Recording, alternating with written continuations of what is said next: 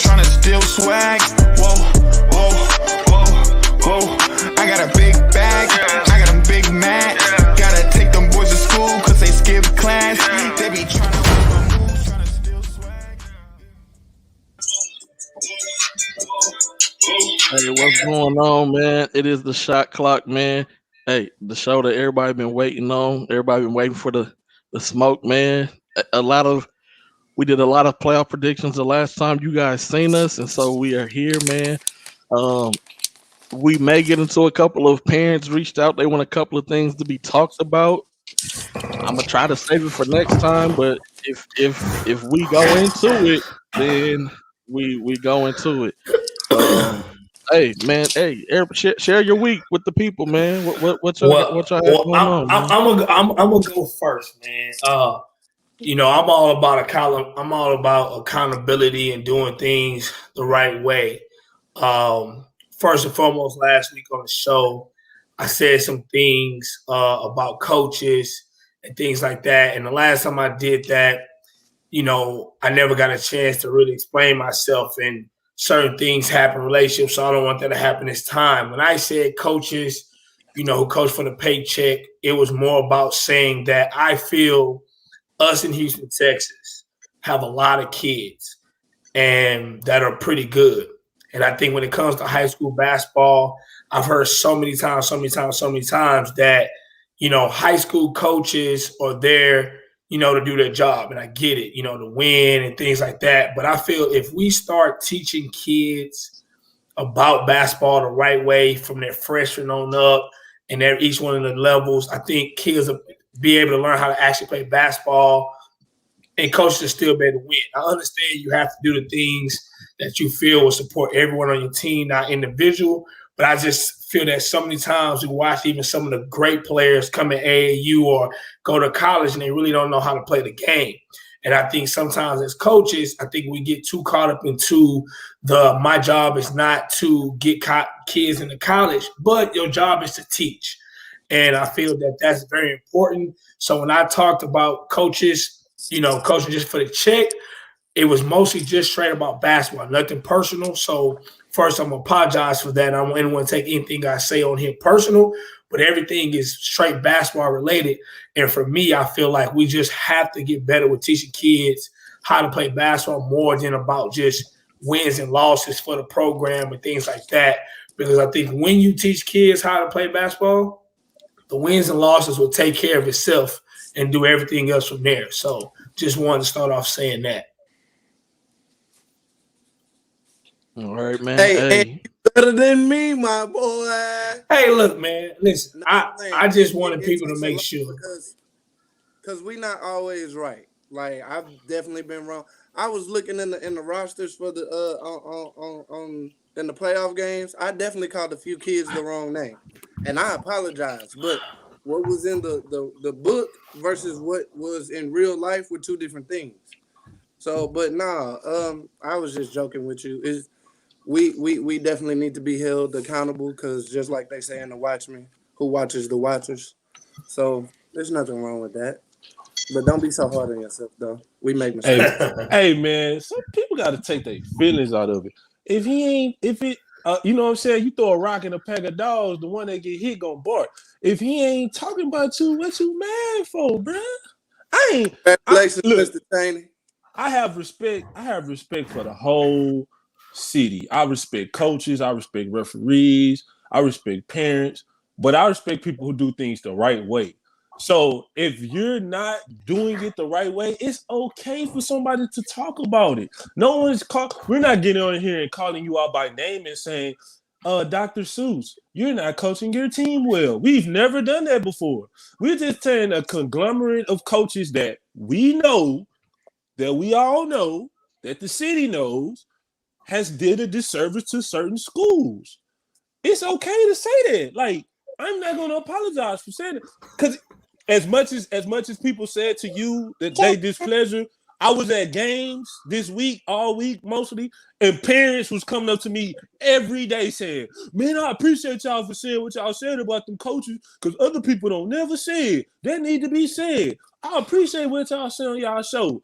So it's a balance. It's always gonna be some people that love you and some people that hate you. We might just need to do a disclaimer before the show. Like, don't take these personally, the things that are said on this show. Like, we love y'all, but we want the city to be better. That's why we started doing the show.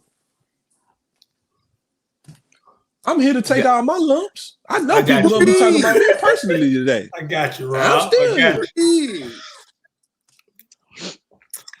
Hey, man, I'm a coach, so I gotta make sure I respect, let them know how I feel. But hey, it's I get it. Me. I get it. Well, this was a wild. Hey, this was. If I'm thinking back in my 20-some years of watching high school Houston basketball, this was probably one of the wildest basketball weeks I've ever encountered in the history of my time of living. Now, maybe Jimmy and some other dudes, Keith White, maybe some of them dudes that seen some, but in my 20-some years of remembering this was a wild week. This was a wild. You went from first round to regionals in 1 week. This was wild. Yep. But it's the times, man. It's no normalcy. It's all different. It's all different. No, for sure. You know what I'm saying? Sure. But I applaud the kids. I think we're gonna get into it later. But shoot, we had three overtimes, 4, 5, 2. 5 teams winning 2 days and 2 games in 2 days. So I mean, them kids, man, they showed up this weekend. I mean, I applaud everybody who played, winners or losers. Everybody did a great job with everything going on this week. For sure. No, everybody did, man. Before we get into that though, just to piggyback off of what you're talking about, with addressing the coaches. If we can't hold coaches accountable, how can we expect for coaches to hold players accountable? It just kind of comes with it. You don't see, and I'm not saying that we Sports Center, but you don't see Scott Van Pelt on there when he's criticizing a coach, or Stephen A is talking about a coach, Max Kellerman. If any of these guys are starting to, whenever they say something, you don't see a coach or coaches start reaching out talking about that's wrong, you shouldn't be doing that. No, because you have to be able to hold the coach accountable as well as that player accountable. So if we're preaching accountability, and we're preaching consistency, should that also fall with the coaches? Shouldn't the coaches be accountable? Shouldn't the coaches be consistent as well? It can't just be the kids, and we can't just pump up the kids when they are being consistent. We got to be able to. Everybody can't handle constructive criticism. I get that. I understand that, but it comes with the territory. If you don't want somebody to criticize you, especially publicly, then this is the wrong field to be in, wrong sport to be playing. Man, you should have heard some of the stuff they was telling these referees from the stands this weekend. Oh, man. Hey, let's not. We gonna say that, G. Please, I got. No, we can jump right into. Hey, that's a good. Hold on, I want to tell the people what all the games I seen this week. But y'all go ahead if y'all want to go right there to the spiciness. Let's go to the spiciness then. Well, no, we can't, man. Hot topic, man. Go ahead, G. That I saw a great crew at Merrill Center that refereed the Ridge Point. Who did Ridge Point play? Side Creek. Yeah, Side Creek game. Like that crew was a top of the line crew, and everything else was kind of in between. I didn't see no text call. That was the best thing for me, and where I was. You had text, Ron? I was watching. I ain't go to the game, so I ain't gonna be fugazi. I was watching on live stream yesterday because I had to go to my daughter's birthday party. But y'all knew I would have been somewhere. Shout out to Alexis.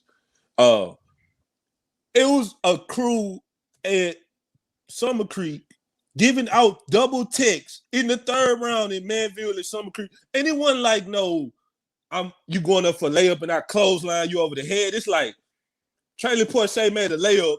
And he said something to Sean, and Sean said something back, and he gave them both a double tick. Like, what is this? And I'm screaming. I'm at the birthday party watching the live stream. I'm screaming, it's the third round. Why are you giving out double ticks in the third round? It's like, do you not have any control over the game but to say, you know what? First of all, I hate double ticks. I hate it. Find somebody who did the wrong and get them a tech. Don't. It ain't no double tech, man. It is the playoffs, bro. Hey, if we want to put these kids. Hey, G-Day, you already know what I said beginning of the year. What did I say, G-Day? About the refs. I told you that a long time ago. Look, I know some good refs, but I am going to say this. I think the biggest thing is when it comes to these games, I think you do have good refs. But when you got 3 refs and, I feel it's like saying like 3 people are going to have all different opinions. We may agree on some things, but we're going to have all 3 different opinions. And I think sometimes we have to get better with understanding that these referees do come to the game with 3 different opinions. They got a rule book. They got a rule book. They got rules they got to follow. But we all have our own opinions on certain things, certain calls, our perspective. I'm just saying, like, because No, you're exactly right. Go ahead. Because some referees, right. I'm not disagreeing with you. Some referees will let certain fouls go, and we'll be like, okay, good. They let the game be aggressive. Then some referees will call tic-tac fouls, and we're like, hey, can we get a balance? And I think sometimes what happens is you'll get some referees that'll just let the game play. Then you get some referees that call tic-tac fouls. And depending on which ref is on the bottom will fluctuate the game and the calls. And that sometimes is not good for players or coaches who are on that side. So I just hate the referees that first I'm gonna be real. So they can hate me all they want to. It's some referees I be with people and I see them. G-Day, you been at games where I be like, I hate this referee. He think the game all about him. And I tell G-Day, I'll be like, watch, he about to be doing all this animated stuff like somebody came to see him. And he go, because I've seen him over the years. That's for one. Nobody came to see you ref. I ain't gonna lie. I did not come to see you make a million calls. Like the game that Joe Gleason was at when it was 50 fouls and they fouled out Javon in the beginning of the 4th on the ticky-tack foul. First of all, let's get away from bringing other chapters to the city for the playoffs. I hate that. You can't bring no crew who haven't seen, I ain't gonna say no from nowhere, but you can't bring no crew who haven't seen this type of speed, athleticism, and quickness back up and down the court all season and say, oh yeah, we're gonna go to Houston and ref in the toughest region in the playoffs. Hey, bro, we gotta change that. I saw man. at least 3 refs sweating after the first quarter, bro, because of the pace. You can't. This is the end of the season. Like sweating, but sweating and the pace was horrid on them. Like the pace was out of hand. I get you on that. Like it's a lot. Like shout out Mr. Gleason though.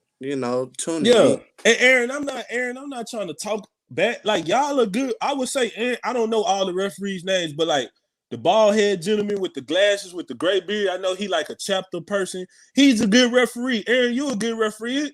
It's some referees that I'm like, oh, okay, this crew finna be good. And then there's some referees I'm like, boy, this finna be a long game. And then normally, I'm right. Normally, like I seen a referee, Barbers Hill coach ran on the court, was yelling in his face, telling him how he suck and everything. He did not give him a tech. Remember that G-Dot? The kid walked off and threw the ball behind his back to the referee and he gave him a technical. They waved off the tech. They was like, oh, on the coach.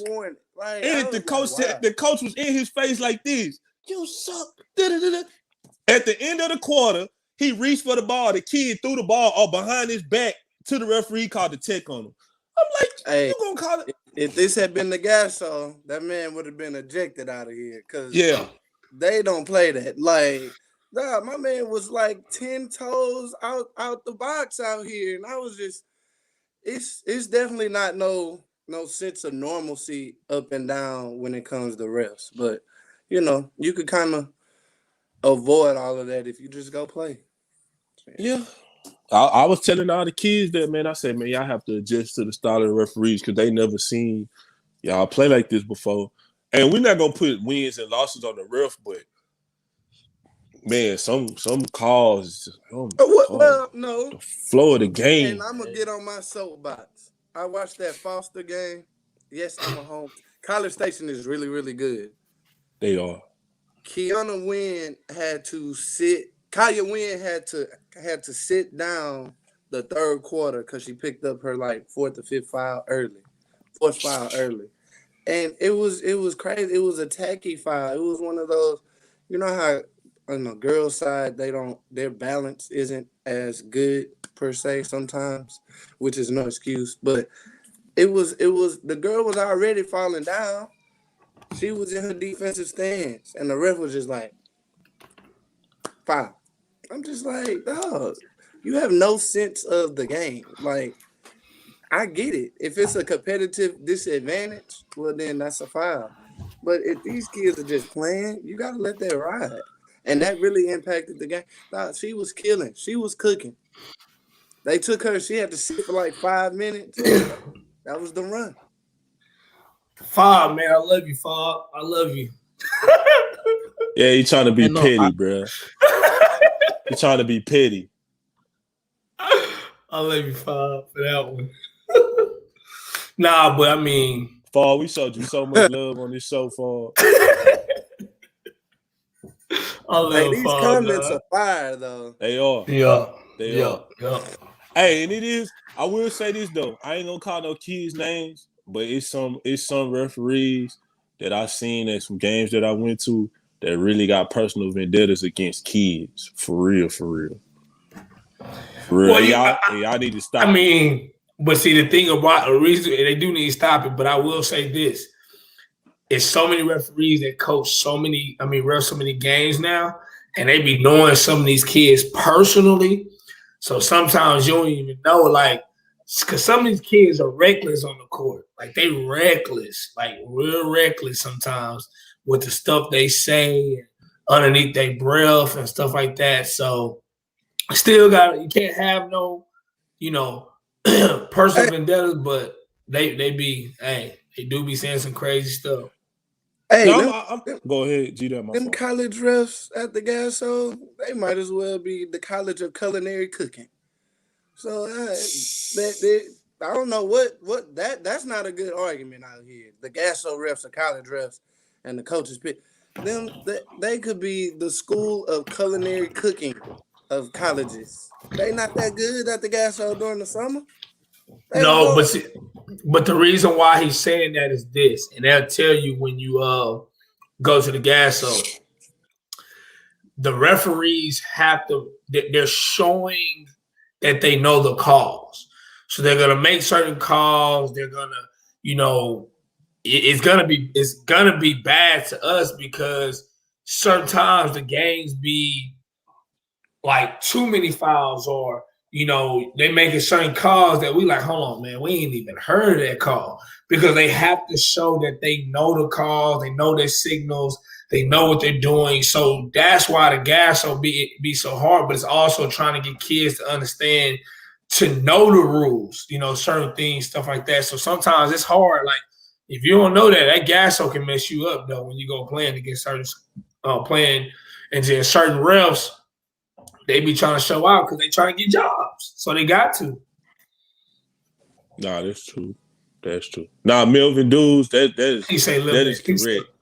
I'm tired of watching 6'8" dudes be handcuffed because they 6'8". If you 5'11" and you jump into a 6'8" dude and then you fall back, that's not necessarily a foul. And I've seen that called too many times. And it's the other way too. Where you might your dude might be the biggest dude on the floor, so certain fouls he ain't gonna get because he gotta play through that. No, you big, yeah, it's a foul. Man, you big, play through it. No, if it's a foul, it's a foul. Whether I'm 6'1" or 6'9". Exactly. And I will say this: I have seen some good crews, and I've seen some bad crews. And yesterday in a 5 overtime game, there was a ref who the last time he blew the whistle was at the end of the second quarter, and then he didn't blow the whistle again until it was 17 seconds remaining in the game, and the game was tied up. And me personally, I just felt he really wanted the game to be over. He wanted to be because this kid hadn't missed a single free throw all day. He was 16 for 16 at this time. It was a questionable call because even his own fans was like, "What? That was like they was even questioning the call." And so, the kid he stepped up, knocked down the free throw, and then but the other team went down and scored anyway, and that led into the first overtime, and then it just kept going and going and going and going. And so I'm just saying sometimes referees do have some type of control in the game. And then some refs do let the flow. They just let the game have a flow to it. Um, it's hard to ref. It is. Um, I could never ref honestly, like games like that, because I'll be getting into it with the fans. I'm kicking people out the games. I'm not gonna lie, and so I know it's tough to referee. I know it is because it for me it'll be hard for me to ignore a lot of stuff that people say.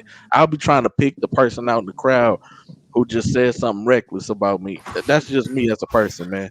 Um, and so I don't know. Gary, I know that you ref sometimes. You know, and with them parents, with the little kid, when you ref little kid game, parents get on you too. So Big You have facts. to have thick skin. Like, don't get me wrong. You really have to have thick skin and deaf ears because you hear every little thing. Like, oh, that's a foul. I'm reffing 7 and 6 year old girls. You want me to call a foul on 4-on-4 basketball when they're fouling every possession? Come on, like people don't understand. Like, and this is what I try to.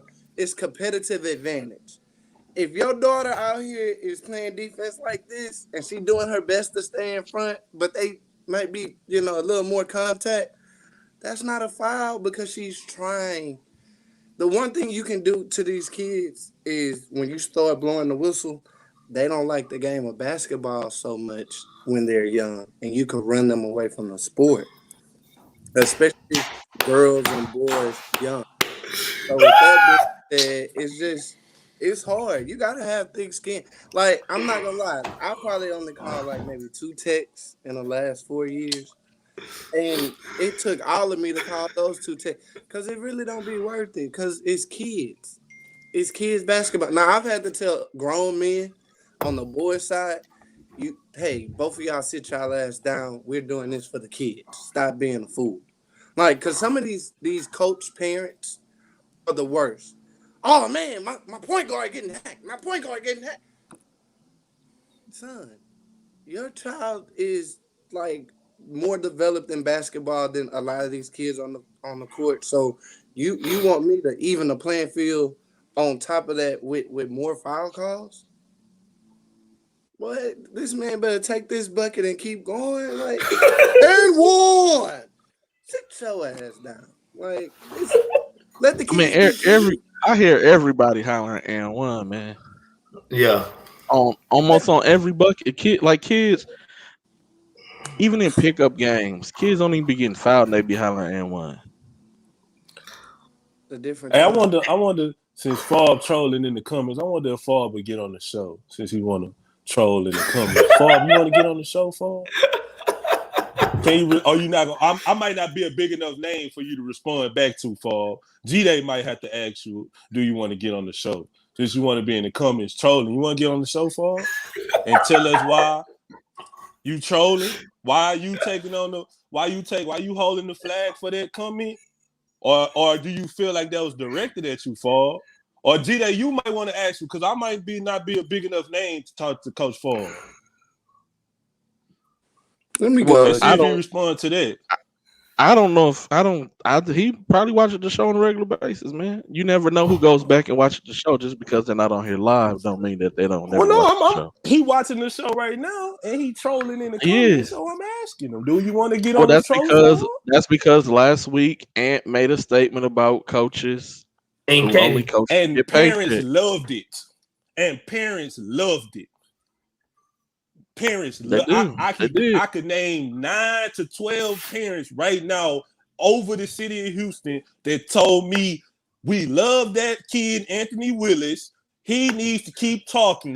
Robert, you need to keep bringing up those topics, and y'all should keep on doing it in a professional manner. I mean, yeah, as professional as we know how to do. No, facts, man. So, hey, fellas, playoff basketball, man. Hey, a lot of brackets have been busted. Hey, fellas, what y'all gotta say about some of these games, man? Like, it's things that people didn't see, man. Somebody on here owe me some nachos. You know what I'm talking about? I took a lot of L's. And I told people I took L's too. I took L's in 4A, I took L's in 5A and 6A. Only region I'm still good in was region 6A, region 2. Everything else I took big L's. Yates lost in the second round. I know that Manville lost yesterday. That hurt lost real. Wednesday. Oh, that hurt. I took big L's. Yeah, but I seen good basketball though. Upsets. It was some upsets. Well, it was some those happenings. It was a lot. It was great basketball. It's a gun. I will say, yeah, and I would say honestly, excuse me, I'm not gonna even say the brackets were bust. I think the biggest thing this year when we've seen a lot of the different kids, especially that 2 games we just seen Salt Lake, Side Ranch, Side Woods, and Side Park. You know, them type of teams like that, man, we knew that the Cypress area had a lot of good teams. So I feel those games with them teams, regardless of which 2 came out, were going to do good this year regardless. And we talked about that early on when that district was tied, you know, second, third place and things like that, that district had a lot of good teams. And then I think for me, a couple of these other games, you know, Beaumont United, again, we talked about them coming out of the region they was in. That they did well. They showed up. They beat a lot of big teams, regardless points or not. They did a very, very good well. We talked about it, you know. So I feel that some of the teams that did advance, I mean, I think they should have. I think we just took our picks that we wanted. Taxaceta, Elkins, both of them won. Did good. That's, you know, again, those teams are good, and it's teams I feel that have been consistent all year. South Park, South Woods, you know, all these teams have been consistent. You know, Ridge Point, and for me again, you know, being consistent. But you know, the game I hated to see the loss was the Side Creek and Ridge Point game, and not because of J5 and them being my nephew. It's just, I mean, I felt like that game, just watching Side Creek play 3 games in a row. Hold on. Let me start. Let me address. Yeah, Rob. Mr. Ordon. Coming for your head, Rob. First of all, that's a biased statement though, because he's from out there, so he gonna say that because he from the fall. He repped the 409 area, so that's a bias. I expect him to say that. But if you actually watch the game and you seen that if you have a 6'8" dude and he 300 and he 270 pounds, he got to get more than 2 touches in 32 minutes of basketball. Hold on. Sean Walker only got 2 touches. 2 shot attempts. He went 5. He had 5 points on 2 for 2 shooting, 13 rebounds and 3 blocks. Was the game plan to shut down Sean and let everybody else beat them from BU? I don't want to discredit nobody on no player, no kids. It wasn't a concerted effort like let's pound the ball in the sun and then when they collapse, let them throw it back out. They got away from. They were shooting quick shots. You know what I'm saying? Like I said, I don't want to take nothing away because some kids play their butt off all year, but they were shooting quick shots, and it wasn't a timeout. If you don't give Sean the ball, we taking you out type of thing. It was Yeah, we gonna get it work because it was a tie game with like 4 minutes left in the third. It was like 30. First of all, it was a low scoring game for Beaumont United this year. They've been scoring in the 70s. It was like 38-38. Hey, we Or see in something the like that. playoffs, first one 45. Yeah. I mean, Beaumont Good. United won. I mean, I love Terrence Arsenault, Henry, Wesley Yates, Dodson, Coach Green. They got the pedigree, man. I just felt like Manville could match them on the guard play, and Son was the X factor. But I lost. Just like I lost the Summer Creek game. Amari Abram was a killer. Like Amari Abram that went from here to like all the way up here, and I'll be the first one that said like he was shocking me. Let's talk about it because that boy, and I interviewed Amari after that, after the game, the 2K circuit that he did this summer. He was just a little loving guard. I saw Amari the other day. Y'all like to talk about serial killers? Oh, that boy, huge. He ain't little no more. But we seen that over the summer. He came and played with the SBG team. I was with G-Day with G-Day and Sloan. It was a Sloan event at the Lowell Automotive. And he walked in about 6'4", 6'3". He grew about 2-3 inches and put some weight on. We was like, ooh, he gonna be nice. Like he looked a lot better, strength, more athletic. So I mean, I just, again, man, I always say he kids shot the ball very well. Yeah, exactly, man. Very well, So I think the kid always had talent, but he grew into his body. Got a little more strong, a little more bigger, and that makes a big difference. You know what I'm saying? But that comment, that Hightower, I don't know, man. Do y'all think it was an upset, or do you think it was just a good matchup? I'm gonna say what I've been saying off camera. And I seen Chris O'Neal daddy put this, but I was talking to G-Day and them at the same time. I just think that everybody underestimated how good the others were last year for Hightower. Ja Robinson and Chris's, what's the light-skinned kid that jumped Cam Collins, I think, Cameron Collins. Cam Collins at St. Thomas. They was a special group of quote-unquote role players. Because you had defensive specialists, shooters, big dudes, versatility. And they took Bryce is Bryce, right? I'm not gonna take nothing. I'm not gonna go back and forth. Bryce Griggs is Bryce Griggs. But they allow him to do what he does without worrying about having to always go at the best player. Or when I kick it to this dude, is he gonna make it? Is he gonna be in the right spot? So and that's taking nothing away from. Say that again, Rob. Say that again. What you said? Go do what? Play defense? Did you say play defense? Oh, okay, all right. Bryce was guarding last year. Hey, I'm just saying. I'm just saying. I talked about that earlier. Chris name? What's the other Chris name? G-Dot. I talked about that earlier. Yeah, Chris O'Neal and Chris Harris. Chris Harris, that's my guy. Chris Harris was gonna guard the best player at the end of the game. Like he was the defensive stopper on that team last year. So I think the dynamics of the team changed, and then everybody kind of, and maybe they felt like this too. And like, cause I didn't go to the game because I said, "Oh, I seen that last year. I know what Hightower about to do. I'm going over here." And then I'm at the other game looking like, "Is this the real score?" And everybody like, Hightower was losing. So I got a question for you, Rob. Cause Marlon Lowe got on like at the end, like same night and said it's not what everybody think.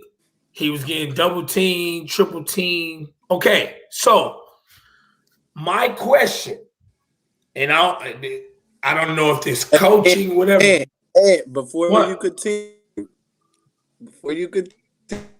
just think about where you go. This, all right? Okay, cool. That's a slippery slope. Cool. And I like slippery slopes all day. Was mad last week, boy. Listen, I'm finna act.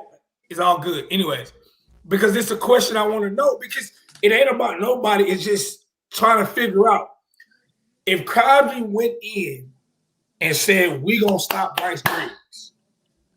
That's the goal.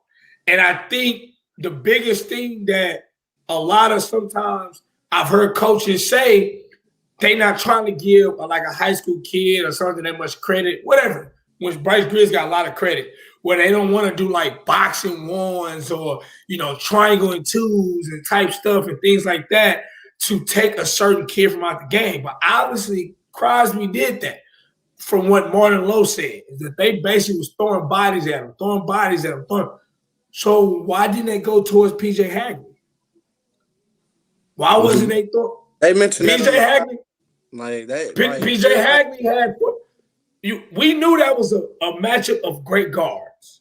We knew that. Like PJ Hagley and Bryce Grizz, that matchup has been known forever. So again, every coach every year ain't gonna sit there and just say, hey, we're gonna win a game like this. Let them go head to head and whoever wins. Well, I don't want to not taking nothing away from. Oh, go ahead, G-Day. My fault. No, why you I raising will your say. hand? Yeah, why you raising your hand? I know. I'll be getting on y'all for raising your hands. hands. This ain't school. Yeah, I'll be getting on y'all for raising your hands. I know. But real quick, because since y'all brought that up, and since you brought that up, and about the Haggerty, and shout out to Billionaire Visions and everybody else who does Baller Tribe, all them other people, Toe and all that. But fellas, I just that brought something to my attention that I wasn't gonna say anything, but I am gonna say something. So if you're highlighting a player, do not highlight the leak outs. Don't highlight the leak outs. Just don't, please. It takes away from the kid. And so I mean Haggerty already has a name, but when you see 4 to 5 leak outs on the mix, that mixtape guys already get bad names. And so that for the college coaches, that looks really bad. To see a kid score 10 of his points off of leak outs. Go ahead, y'all can keep going. Just want to throw that out there. I need you to go to the Houston Hornets comment down at the bottom. See, another bias coming because he's from out there. See? Who, Houston Hornets? Yes, he has kids that play on Crosby. Yes, so that's why he's saying that. I mean, the football kid, I wasn't there, but the football I wasn't there either, so I can't. The football kid, they boxed and won him with the football kid. I'm sorry for saying football kid because I don't know the kid's name. Yeah. I'm just saying. That's a great comment.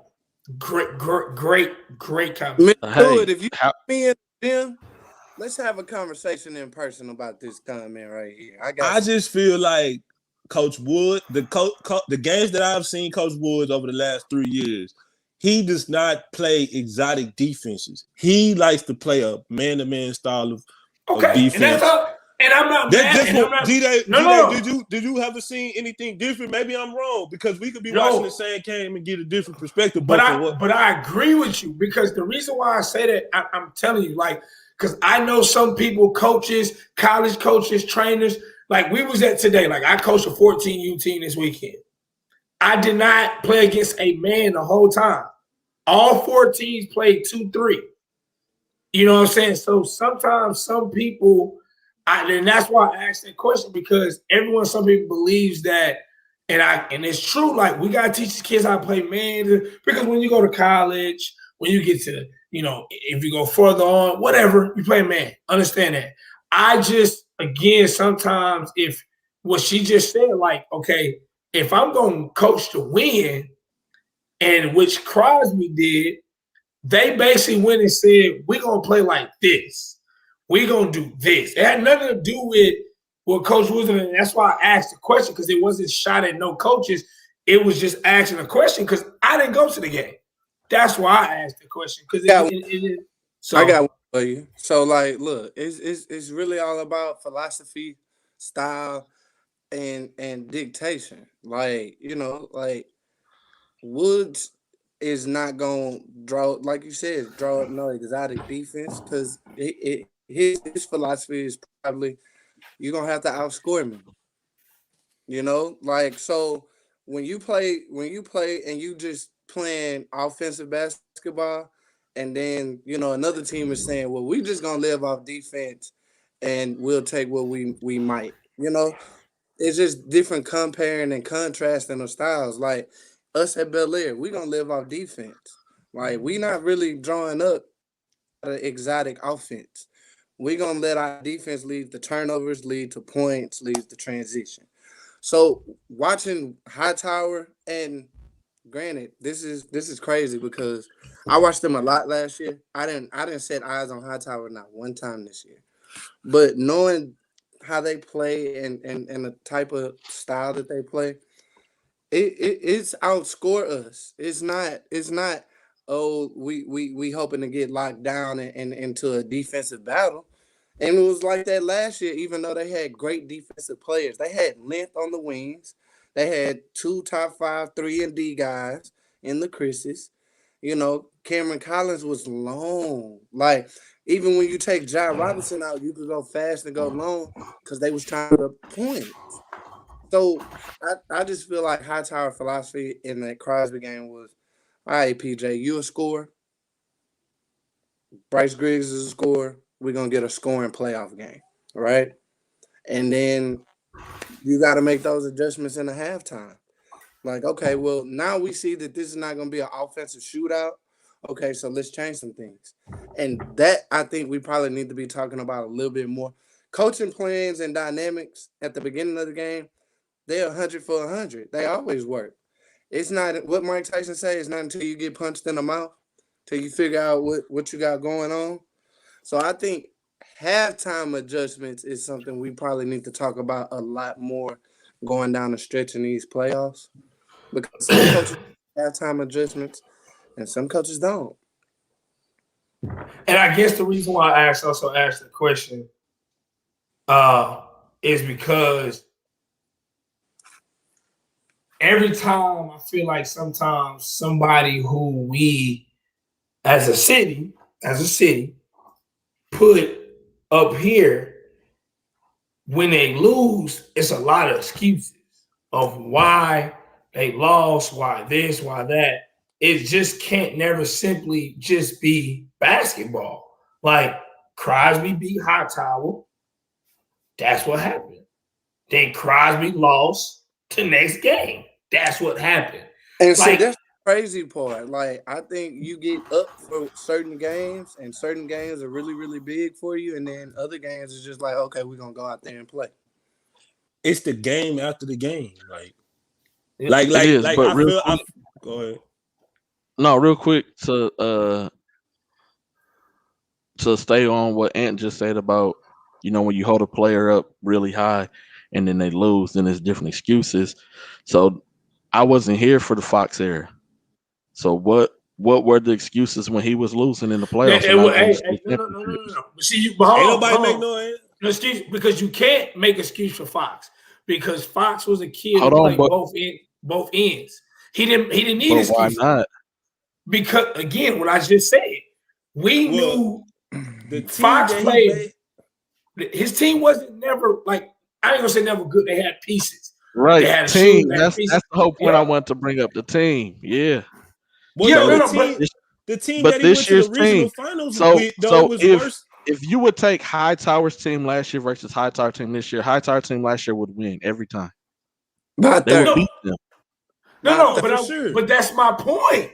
But what I'm saying is, it's a team is not necessarily just holding a player up high, but it's team effort. I don't know. But I don't know about that. We got troll comments, y'all. But what I'm saying we love you, trolls. Keep trolling. That mean you watch. G-Day, what I'm saying. Hey, the day you seen it. I'm with you, G-Day. But the reason why I said that is because as soon as the Crosby game and Hightower game was over, it was comments in Twitter about this. Well, he said he was giving a perspective, and he said he was giving a perspective. Marlon Lowe said that he was giving I'm not a even talking perspective about Marlon Lowe. Oh, okay. You just saying in general. In general, like this ain't the first time like Bryce Griggs may lose or this kid may lose. Like what I'm saying is, it's just always Crosby was the better team, and that's what I'm saying. G, like my whole point today is that Crosby was a better team. That's just what it was. However, at that point, It ain't about all year. At that game, Crosby was a better team. They won. That's my point. Let's just say give credit. Now, the other stuff about PJ Harry, Brian Greer, who's better, who won the matchups, blah, blah, blah, blah. Okay, whatever. But I just feel like let's stick to basketball. Crosby won. But see, I'm gonna go back to what G-Day said real quick. And the reason why Fox nobody never had to make no excuses because it wasn't all like I'm not being disrespectful when I say this. He was the most unselfish type of star that I've seen in a long time. Like it wasn't no De'Aaron Fox. Like it wasn't no hoopla. I ain't getting enough love from the media, and they ain't saying my name. I'm about to go. Like he just was hooping, and that's what I'm about to say. Like the team that he went to the regional final against with Sam Houston was worse than the team he lost in the regional semifinals with his junior year with Nick Garth and Josh Nebo and all of them. He had Charles Williams and Barami, and he went all the way to the regional finals. I mean, it was him and the team, but he was just like it was never about like, oh, look at me, I'm at Peace Jam, I go to Team USA. So when you build yourself up to like that, people like, oh, you lost. Oh, you lost to these dudes. Oh, you lost to these dudes you lost to last year, that you beat last year. So maybe you're not that good. I'm not saying that, but that's what the general public started thinking. Yeah, and then but then other people jump to the defense. Yeah, that's my point. Yeah, that's what I'm saying. Yeah. Because, like you said, when Fox lost, we didn't have those type of conversations. No, but we already knew Fox was the real deal. We knew like stamp, Kentucky, stamp, NBA, stamp, like big contract coming up very soon. Yeah. Like we knew that. I want to say we're tripping. Like I to me, my point is just that I think. Again, Crosby won, good game. Move on, next playoffs. Hey, man. Let's talk about Summer Creek, Rob, man. Man, Summer Creek. First of all, I'm here for everything. Let's talk about Summer Creek, man. Anybody got something to say about my predictions? Mention the bad and the good. I'm here for Summer Creek. They won. And G-Dot, what did I say when I seen Coach Coleman at Summer Creek on Thursday? What's the first thing I said? I say, Coach, I'm going to tell you to your face. I picked against you. What he said, oh, it's good to know, Rob. I busted your bracket and I won the game. I'm going to be a man about it. Summer Creek was the better team. They came out with a great game plan. I take nothing away from Clearbrook. Clearbrook had a hell of a season. Summer Creek came in. Great game. I got the stats. I got my notes here from the game. Summer Creek came in, and they got – hold on, y'all. Bear with me. Hey, y'all, I just want the world to know Rob really, really takes his time and Jalen Goodman gave Summer Creek 19 points. If we were doing a plus minus, Jalen Goodman plus minus probably was like a plus 20. That kid played the most under control, poised basketball I ever seen him play in 3 years. In his 3 years of me watching him in the summer and in high school. He was absolutely exceptional, and I give him a hard time, but I got to give credit where credit is due. Jalen Goodman played his butt off. What's the kid name? Jaquil Registry, the freshman, the post. He played his butt off. He got 6 rebounds and 10 points that game. Reese Allen had an up and down game that game. Jaquil Registry dominated the inside for Summer Creek. Coach Coleman came with an excellent game plan against Smurf and Chemo. Even though he didn't account for Christian Bradshaw, got to show him some love. Christian Bradshaw scored 21 points and had 7 rebounds for Clearbrook. And a sophomore, Jermichael Young, gave them – where's Jermichael?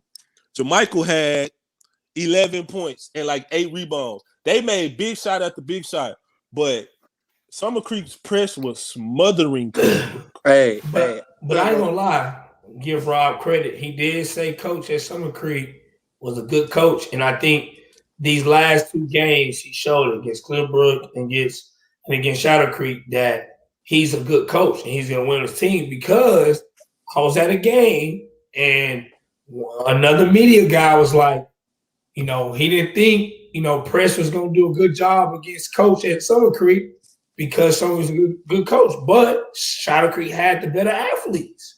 So I just think Summer Creek coach is proven. What's his name again, Rob? Coach Coleman. Coach Coleman. Coach Coleman. That's doing. He's doing a great job. And I mean, to me, I think that's really what it comes down to because, losing a key player who was his best player the year before and is still winning, going deep in the playoffs, hey, applaud the coach for that one. Hey, I'm just going to be honest. A few things about Summer Creek because they also were a team that I saw for the first time. I see why Sloan got on here and was talking about Jaquil Register. If I'm pronouncing his name right, I see why. That young man showed me some things. He showed me some big coconuts out here. Also, you may not like those guards at Summer Creek. Let's take Amari Abram out of the picture. They got nicknames. I be forgetting. Jalen Goodman is J5. It's too many J5, but it's Jalen Goodman. Will the real J5 please stand up? Well, is that Jalen Goodman because he's still in the playoffs? That's tough. Anyway, I'm asking those two guards. Rob, don't be disrespectful. Rob, don't be disrespectful. My singer is my guy. They might be too cocky for the average basketball player, but one thing about Coach Coleman, I watched him cuss out both of them and tell him, "Hey, I need more defense than that." And what he come do? He accepts the challenge. He gets a steal. They hit a three. And I've never seen them play defense all summer. And that's no cap. That I didn't know they knew how to play defense. But Saturday, they put the D in offense. They were hooping. And I just had to give them their props because you may not like their swag, but their swag says, I'm gonna F you up and you're not gonna have nothing to do about it. I'm quick. There was times where they were throwing the ball in the backcourt and it would be a foot race. No pressure. Go get it. And he let them make mistakes on the fly. Like, they made some turnovers where Shadow Creek was getting back into the game with their press. And he was just like, calm down. Calm down. Let's run through our things that we know how to run through. So he gives them free reign, but he holds them of a high demand. And I love it. Because if you could get those two to play defense and they sub 6 foot guards, what we say about sub 6 foot guards? You can't just score. Yeah, you gotta do something else. Not to go lock up. Exactly. And dog, it's gonna be a dog fight. The game. Those were some of the things that really stood out for me in the game. Because I'm not gonna lie, everything Coach Coleman told me and Rob, which I'm gonna keep off the record. At Summer Creek, he did. Yeah. There was no cap in Coach Coleman's rap at all. So no nonsense. I might as well hop on the Summer Creek bandwagon because the winner state. Don't say that, Rob. Man, now you in trouble, man. To win a state championship in the year that he won it in with all that stuff that was going on in Port Arthur that year. And he came and he kept those kids together and won a state championship. Me and him talked for like 3 hours in San Antonio that year. And everything he has always told me he has kept true, whether he was at Port Arthur or here. And you're gonna play defense, you're gonna play the right way, and he gonna let you do your thing. If you play defense, he gonna let you do your thing. Like that's how he is. Hey, we need to quote that. We need to quote that. You see what he said yesterday on the interview? He said, I ain't trying to be disrespectful, but we ain't scared of nobody. And his team takes on that mantra. Like Jalen Johnson, Jalen Goodman, Amari, Jaquil, Reese, they ain't scared of nobody. They ain't the biggest team. They ain't the sexiest team. Oh, hold on. I'm sorry for interrupting you, Rob. Boy. I tip my hat to Reese Allen. Reese Allen got rebound after rebound after rebound. He was rebounding so much he made me sick of the word rebound. But that's how much he impacts. It don't look sexy. Like Rob said, it don't look glamorous. you know, and he probably wasn't even the biggest person on that court, but he just did his job and he just went to work. Like Reese Allen really needs his flowers because he just been consistently consistent. Like it don't look, you know, ESPN top 10 worthy, but he just does his goddamn job. And in a time where kids don't do their job, like you really gotta take your head off to that. And that's what I've been trying to highlight the playoff games I've seen. Yeah. We know the star All right, players. so real quick, I want to talk about you know, the who stop and BU now. You know, Hey, since man. they got past Manville, this Pflugerville Hendrickson team. I don't know. I don't know if any of y'all, if many of y'all, really know much about them. I'm talking about in the comment section right up at the end. Okay. And Okay. this team is this game is not going to be a cakewalk for United. I mean, I'm still picking United to win, but I'm just saying, Mr. Ordoin and others, this game is not going. It's not going to be easy. It's not. It's not. I'm just letting y'all know right now. You know, they dropped down from 6A to 5A. The team that stopped them from going to state last year was Duncanville, and they fought tooth and nail with Duncanville in the playoffs last year. You know, the lumps that they took this year, you know, their football kids was out at that time. And since then they've been rolling since they all came back. It's going to be a tough game. Is all I'm saying. I'm still rolling with United though, but it's going to be a tough game. So that does lead to what everybody keeps talking about. You know, Goose Creek Memorial versus Beaumont United, possibly in a regional final, because even you still can't count out Katy Paytow against Goose Creek Memorial. No. Hey, Goose Creek has had a great season. You know, I've been to four of their games this year. Was the first person to ever talk about Sam Bradford. Just want to put that on record. Yes, you were. The first person to ever talk about Darius Woodson. Yes, and you so were. just want to put that on record as well. And so they're good, but Katy Paytow is good too, man. Yes. And so that Goose Creek, Hey, and so hold on. Since y'all Goose talking Creek about and that Katy game, Paytow is going to be a good. That's going to be a good game That's as gonna be a well. really good game. I gotta make this shout out because this young man, I really cut for this young man on a level that he's been through a lot, and we don't talk about him a lot, G-Day, but you finna know who I'm talking about.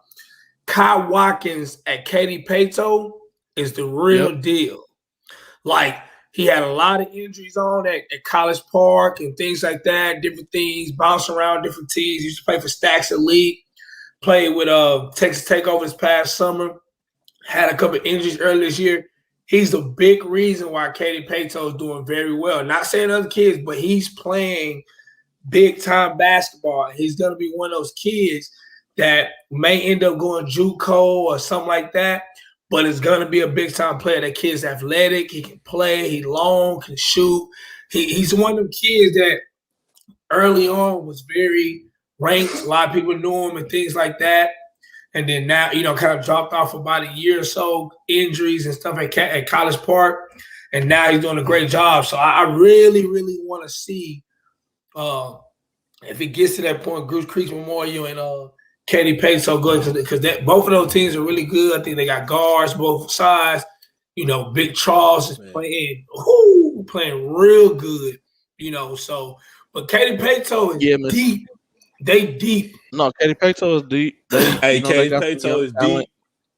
They got some young talent as well. But it still should be a good game because Goose Creek's not going to lay down. Really good game. It's going to be. It's going to be a really good game. Real quick, Melvin Dews. They got a guard named Jaden Williams. He's going to Tulane. He's nice, 6'2". Sturdy kid, athletic. Like, he may not look like he gonna dunk on you, but he'll rise up and dunk. I'm talking about in-game dunk on you body, not no these. He's giving out. He's that type of a guard. And then they got another guard, 6'2" as well. He's really good handle, but he can shoot the ball really well. And then they got size. Mayshawn Hill. I may be saying his name wrong. 6'9".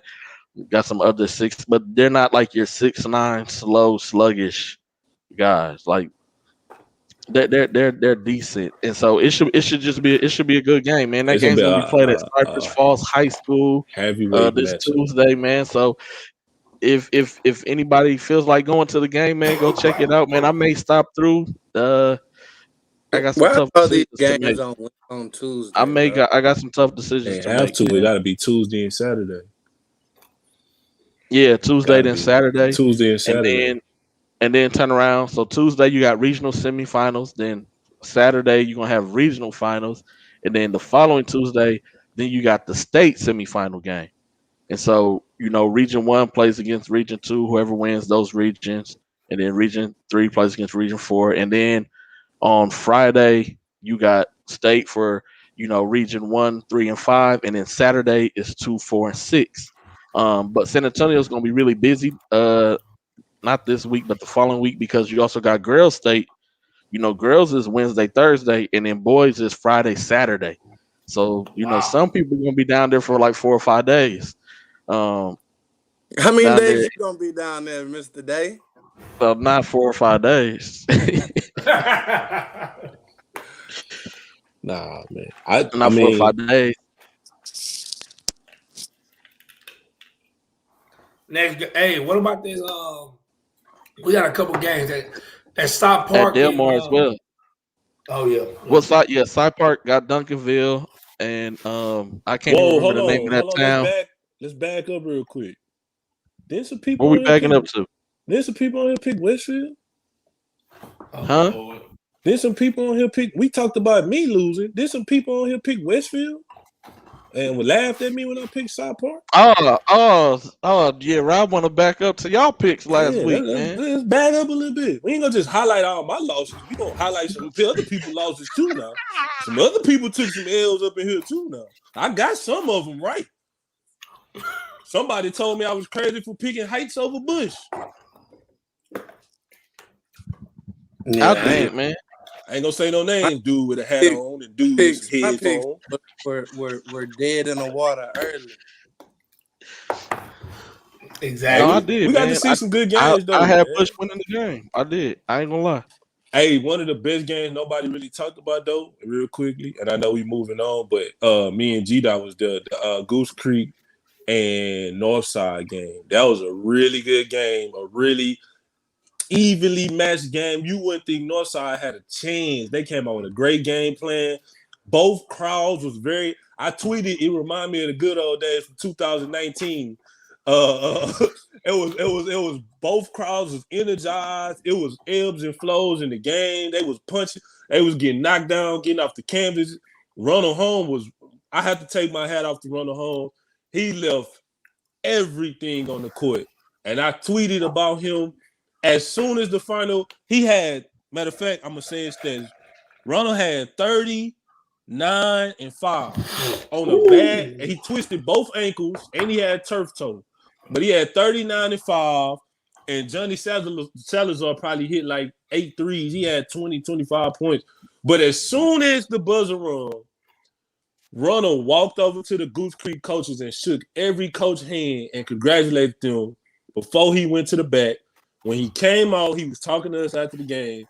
Goose Creek came out, he shook every single hand of the players and told them good luck. I just wanted to highlight that because that's maturity and that's sportsmanship at its finest right there. Because I know I probably wouldn't even be able to do that. But I'm talking about as soon as the buzzer went over, he shook every hand on the coaching staff, every kid, man. So shout out to them. I love Coach Shelvin. I told him after the game, we talk about paycheck coaches and stuff. Coach Shelvin at Northside is definitely not one of them. He's done an amazing job for the last 4 years, 3 or 4 years that he's been at Northside. I watch him real close. He's scouting. You could tell that he loves what he do. He loves his kids over there, man. And he gets the most out of them, man. Shout out to Coach Shelvin. Again, I just want to publicly tell you, man, I appreciate everything you do for those kids on the north side. Hey, that game was worth the attention, worth the popcorn, bro. All right. AJ Ferguson. So Mr. Gleason of ABC 13 is letting us know at 10:20 he's going to recognize AJ on the news. So if y'all have that time, please make sure that y'all check in, tune in to that to support, So thank you for that. And so Coach Jacoby, He everybody's playing always on do Tuesday, another man. hot. Jacoby, y'all got Antonio and Prep Tuesday, Jacoby. Ooh, I love you, Jacoby. You my guy. But I just need you to text me if it's a 20 or a 30 piece. Just text me. Jacoby, hold the ball. Hold the ball. I would. Hold the ball the Surely whole would. game. They got It ain't no. Antonio and Hey, Prep. don't let these people in And the Antonio comments Prep don't shame got Freddie y'all. Amaro right now. You know, he got hurt, but they still got Oh, for pieces real? Oh though. wow, they don't got Freddie Amaro. Freddie Oh. came to the Clutch City Yeah. class. Yeah, he He's a did. He hooped. He hooped when he came. he's a He did. hooper. Shout out Freddie though. Like I hate that he's He not playing. said y'all had I just want to Dawson highlight losing this the real fight. quick, man. You know what I'm talking I about, did. man. I surely did. B-Ball King 01.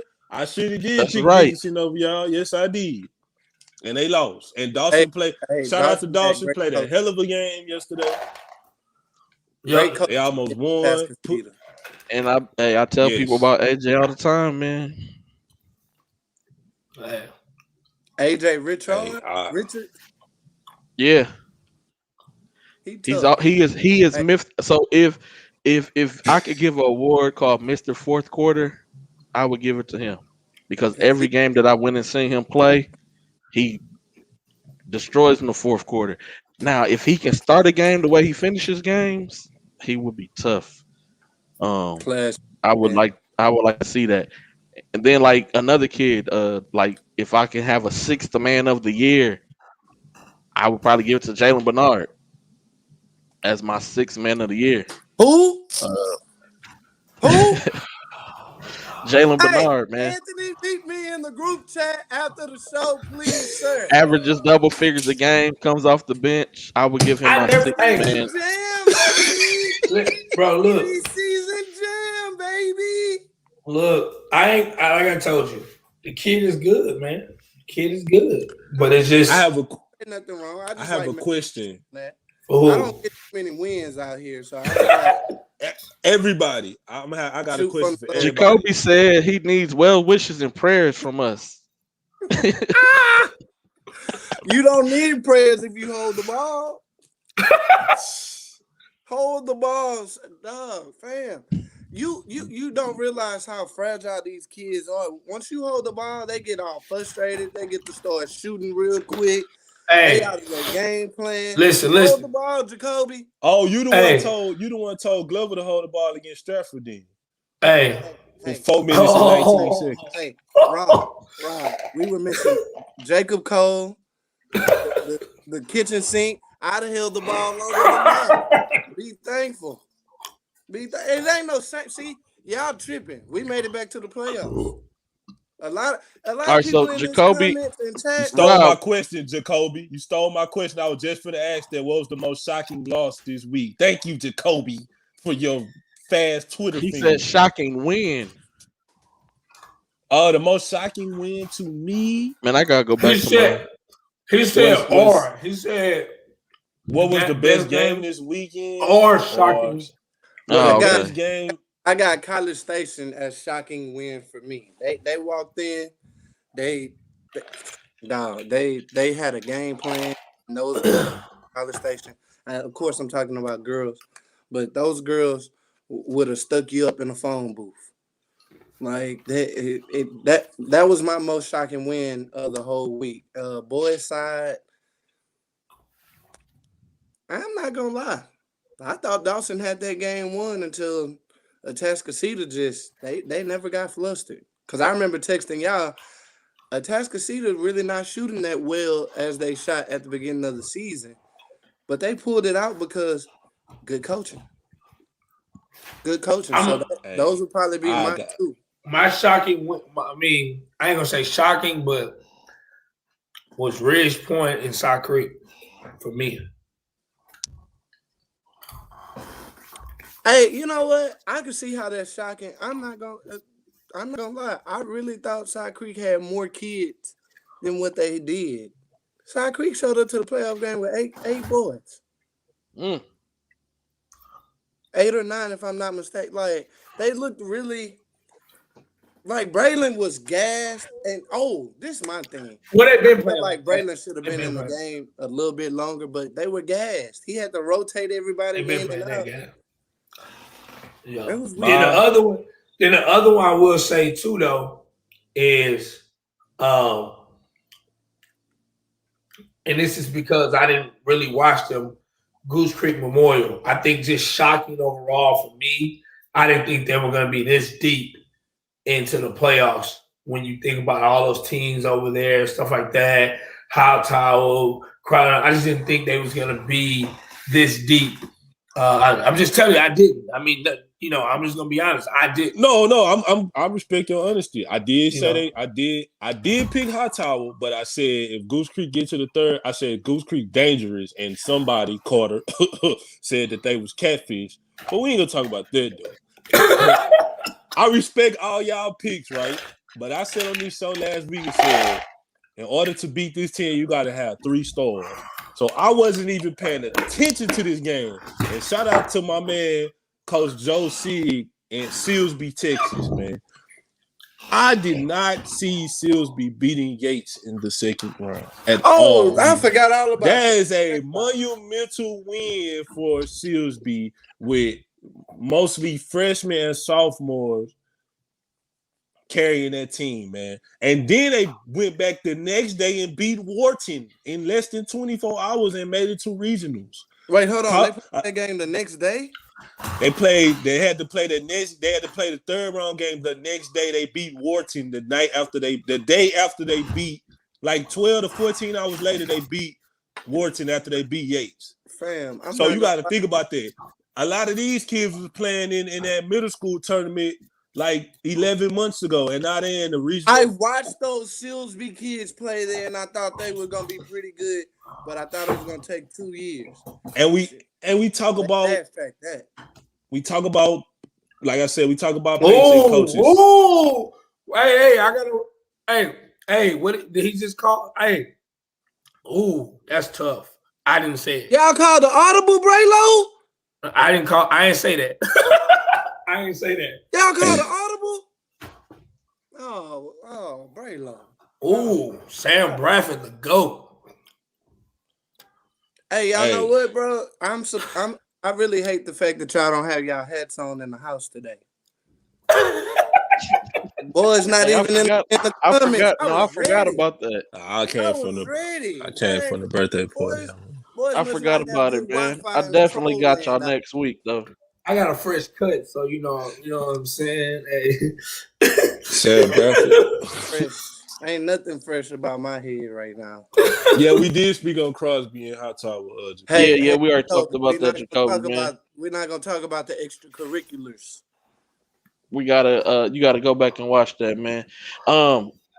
Real quick, y'all brought up the middle school championships. It was held this weekend, and it fits perfectly because Crosby Middle School never lost a game as a 7th grade team, never lost a game as an 8th grade team. Then they came in and won the 7th grade middle school championships last year, and this year they won it again, the 8th grade division. And so, Crosby is getting an influx of about 4 freshmen next year who is really, really solid. So now Crosby definitely gonna be in the mix next year. Crosby definitely gonna be bringing back a lot of heat next year for 5A. Goose Creek bringing back a lot of heat next year for 5A. Make home talent. Beaumont United is Beaumont too. United bringing back a lot of heat in 5A. So it's gonna be bring a lot of heat. Hey, well, we're gonna save that for another time. But for real, those Lake Olympia kids, easy put me on. Those kids not bad, bro. They just need some time to develop, but they not bad. Those Lake Olympia kids competed last year at the middle school challenge too. And matter of fact, Easy watched me with them kids. So they're gonna be okay.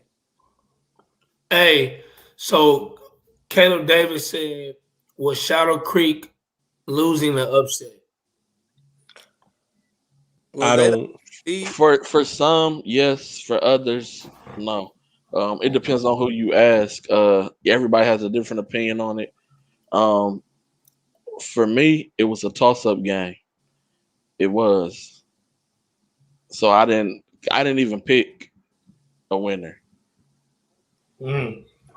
Hey, they say that Crosby is in Hitchcock, not Crosby. So it's two Crosby. So are they going to Hitchcock High School? I don't know if they're going to hit shot. I don't know. But yeah, shout out to Beaumont Marshall 7th grade team. They smacking teams, man. Who could, man, you play 4 games and so they was averaging what, 8 points a game? Whatever it was, That's it was eight go point back to seven the five drawing points a game average. They held their opponents to 8.75 points a game. Hey, shout out to them young men right there. Um, they was tough, boy. And yeah, so I don't know the whole Hitchcock, ISD, Crosby, whatever. Hey man, you'll have to break that down for me. Um, I didn't really get to talk to no parent. But down there, Yeah. you know, all of those schools are probably only like maybe 10, 15 miles apart, like Horton, Jefferson, and like the Triangle. Like, but a lot of Texas cities down that way are really, really close together, and it's really hard to separate, you know, the kids or whatnot. But it's one of those things where, like, geographically, they probably only 15 minutes apart and probably both went to elementary school together. Hmm. So okay. So I have a question. How many teams after the next round do you think it would be where we still got Houston area teams compared to like Dallas, Austin area teams? Like, what do you think? What you got like South Park versus Duncanville, Southwood versus Waxahachie. You got Beaumont United versus Pflugerville. You got Pato and Goose Creek. they playing each other next. Yeah. That's Okay, the reason. so That's the semifinals. Okay. And then I think it's one more other school. Well, Who left? those are the only non-Houston matchups. So out of those 3 matchups, Stafford's playing, but they're playing San Antonio area teams. okay, Yeah, so out of those three matchups, South Park, Southwood, and Beaumont United, who comes out still in next round out of Houston? Well, Beaumont United has the highest chance of winning that game. Great answer. No, I'm being honest. Sidewoods can beat Waxahachie, but it's not going to be an easy game. But they could beat them. Side Park has a really tough task. I'm not gonna lie, not because it's Duncanville, but because, bro, when you play 5 overtimes, how many times? What's the percentage of you winning your next game after playing 5 overtimes? But not just the 5 overtimes. Duncanville has, if you really look at their roster, like, and I'm including the juniors and sophomores. You have 9 Division I players on one high school team. 9. Side Park has a potential of 1 D1 kid. 9. That's. I mean, I'm just saying. So that's a really tough task. And yes, Duncanville has lost the game. And so yes, they can be beat. Anybody can be beat, but it's going to be tough to beat them. It is. And who would Atascocita play? Atascocita is playing. They playing Ridge Point, and then Elkins is playing Summer Creek. We need to pick. We need to pick Double those games. Delmar. We need to pick those games. I'm done picking. I ain't picking. No. Heck no. I'll take your spot, man. Rob. You sound like somebody who tired. You sound like somebody who's tired of losing. Let's roll the film back. Let's roll it back. Some of y'all ain't made some picks on some of these games. I said that I didn't make the pick. Not just you. It's somebody else who didn't make the picks. I made picks. I've always picked. And I took all my losses, Lake Creek, all of them. I took all of them. Yeah, Lake Damn, Creek. Lake Creek Yeah, that lost. was Who I Lake forgot. Creek lost to? They lost to They lost to Card. so Was it I Card? can't think of the name of the school. Yeah. They lost in the second round though. Hey, isn't Kingwood Park still in the playoffs? No, they lost to No, Peyto yesterday. they lost to the Peyto. Okay. I was just trying to think about. I just want to say in Region 3, 6A, can we look at the coaches that made it? Like, those are some of the coaches that we look at as some of the better coaches in the city. Like, Coach Plowden is an up-and-coming type of coach. Plus, they playing with a lot of emotional gall right now with the untimely passing of Coach Wilkins, too, man. That's pushing them hard. But they playing good basketball at the right time. But Albert Thomas at Elkins, Kenneth Coleman at Summer Creek, and David Martinez at Atascocita are three of the better coaches, and they've been for a while. Like, they done been to state, they done won state champ, they got state championship rings. Like, coaching matters. Okay, so who you picking though? Okay, so let's run. So G, then run down the games. Let's run down the games. Who you got? You got Atascocita Ridgepoint. Atascocita Ridgepoint. You got Ridgepoint versus Atascocita. At 5 You got Elkins. Elkins versus Summer Creek. I got Elkins versus Summer Creek. 7:30. Yep. So you're going with. So you're saying both Humble ISD championship. Yeah, I'm going Atascocita, Summer Creek, and then I'm going Beaumont United, and then I'm going Katy Peyto. You going Beaumont United to go to state? They're gonna beat. Yeah, I picked Beaumont United to go to state. Yeah, I did already. I don't know. Oh, okay. Yes. And Huffman. Yeah, even though everybody said said Huffman was going to get bounced early, man. Hey, that's the team I was thinking about. Yeah, because Rob was so hating on them. I should have worn my preseason jam shirt. Man. I wasn't hating on them. I've watched Huffman over the years. We can roll the footage back. We have timestamps. Hey, Rob, we do not have the beautiful bean footage, bro. Like we have timestamped episodes that we can go back and. Hey, in the comment sections, hey, y'all drop who y'all got, man. Who y'all picking in these games as well? I'll be honest with you. I like Elkins, but I just don't see Coach Coleman getting beat twice. Like I just don't see him not coming up with a coaching strategy to win a game. I think it's going to be a tough game.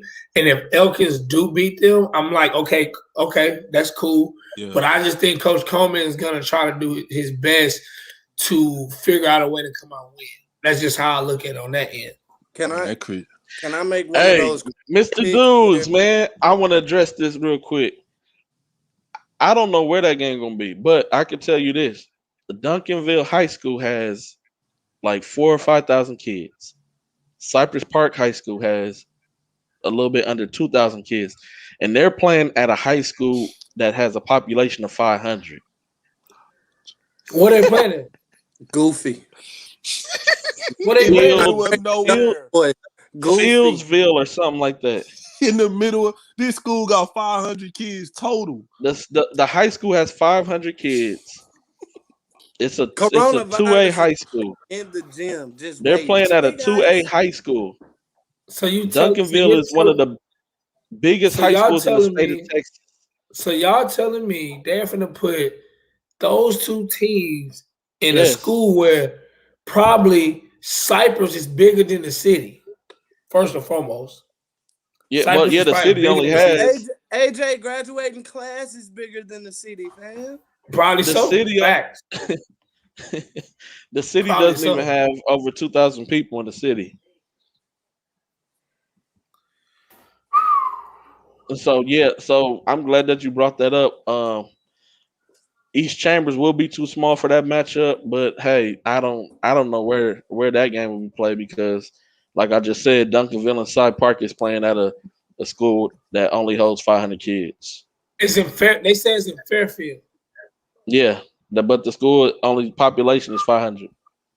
I see scope. Hey, this what I ain't get the other day before I make my picks. I wanted to say this real quick. When me and G-Dot went to the game at Summer Creek, they was letting everybody in the game.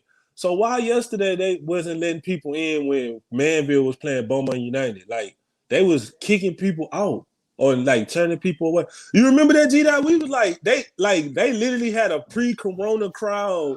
I had to go sit way in the Raptors because that thing was full.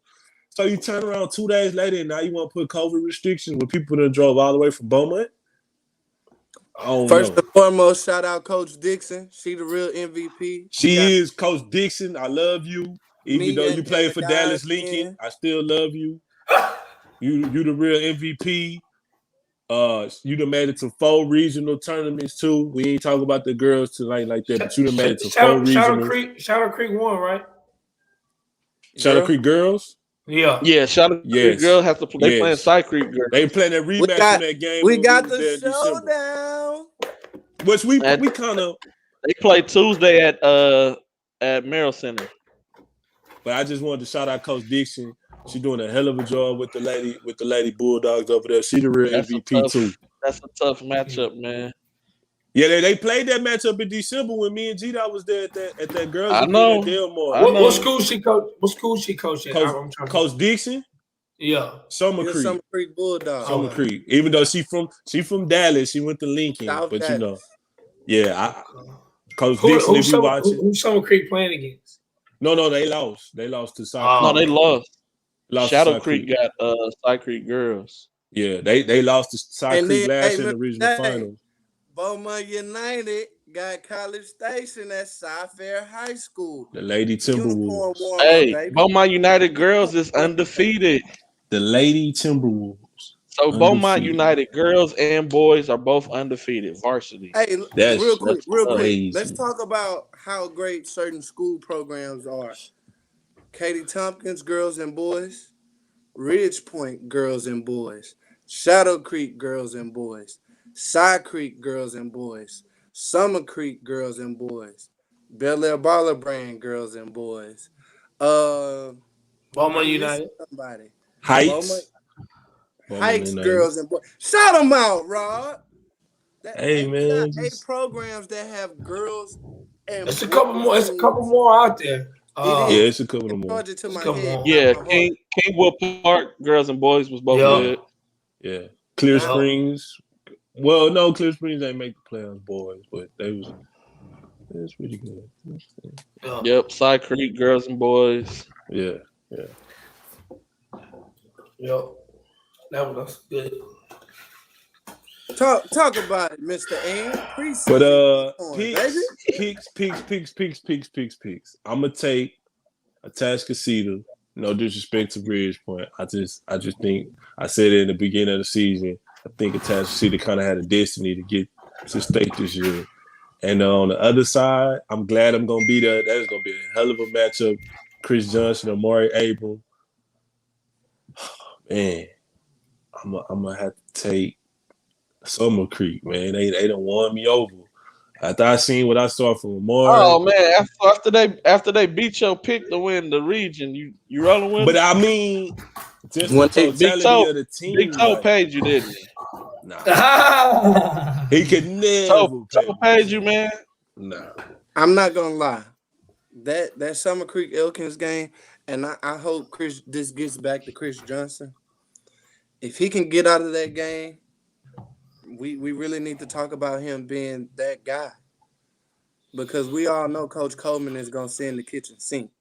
So I'm gonna pick Summer Creek because I love defense. I anytime you got a defensive game and you want to keep it close, okay, I'm cool with that. I'm gonna go there.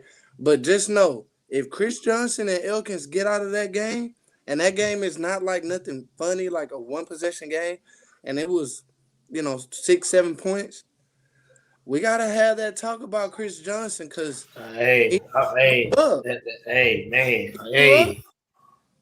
And then I'm gonna take this point emotion over Atascocita. Atascocita is coached very well, and hats off to Coach Martinez. Being able to talk to me right after winning the game, that was huge. That's no disrespect to those guys. Those guys love a chip on their shoulder. Ridge Point is playing with emotion.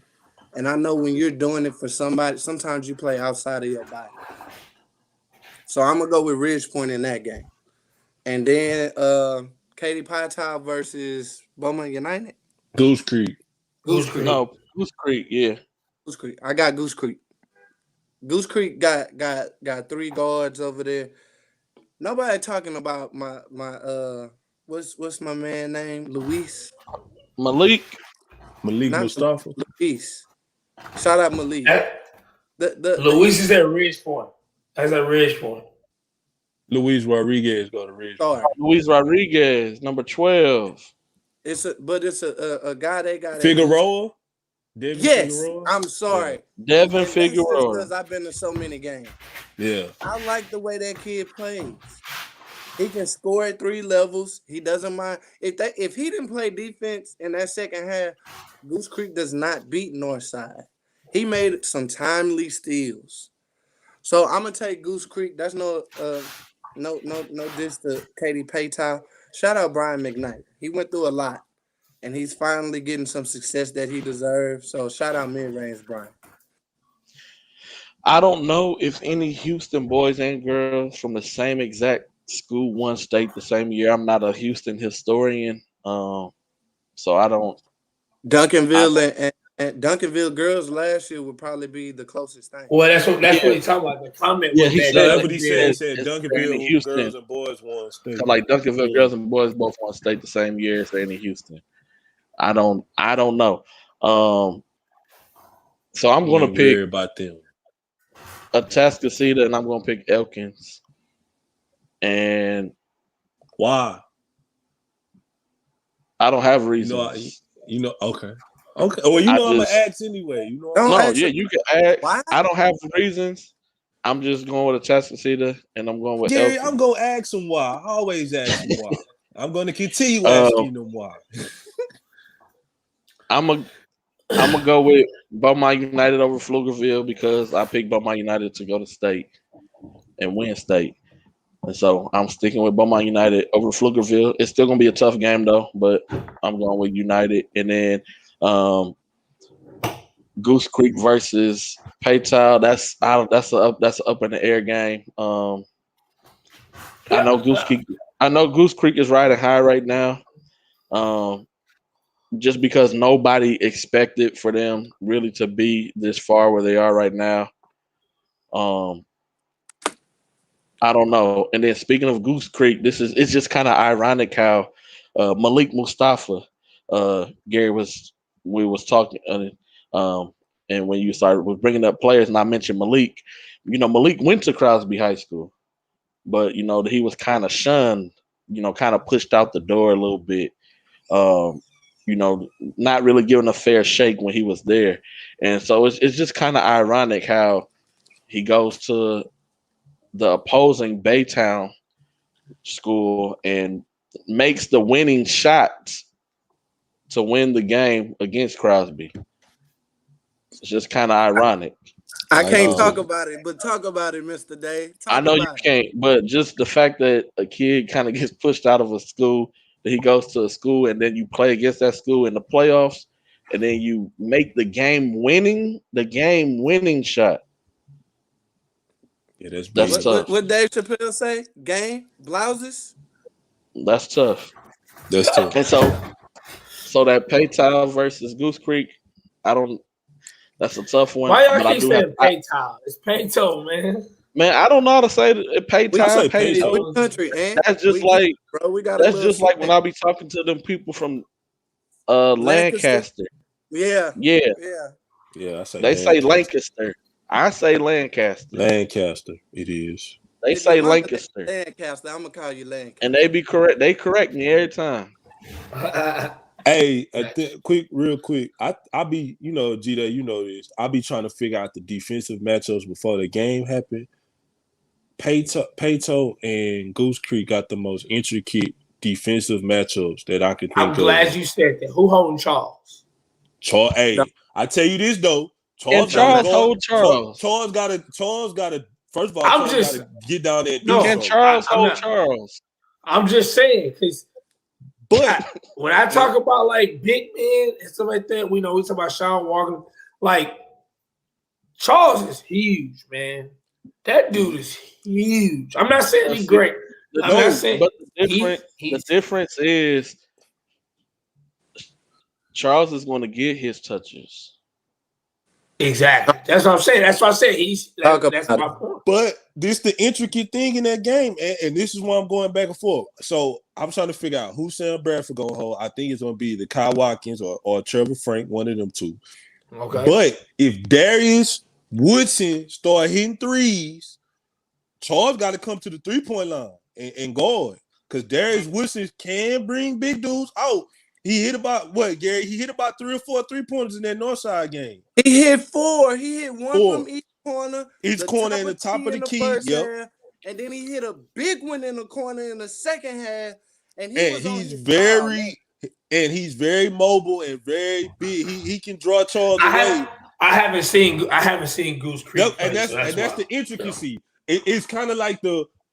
Hold on, Rob. Who told you about Goose Creek? You told me. You gave me the whole. I knew exactly what Darius Woodson was gonna do, and I told G-Dot. I'll tell you what all the kids gonna do. I knew exactly what everybody was gonna do. Hey, but the only people who I tell what teams is gonna do, strengths and weaknesses, is other scouts. I ain't gonna never tell no other opposing coach. I can give away a whole team's game plan.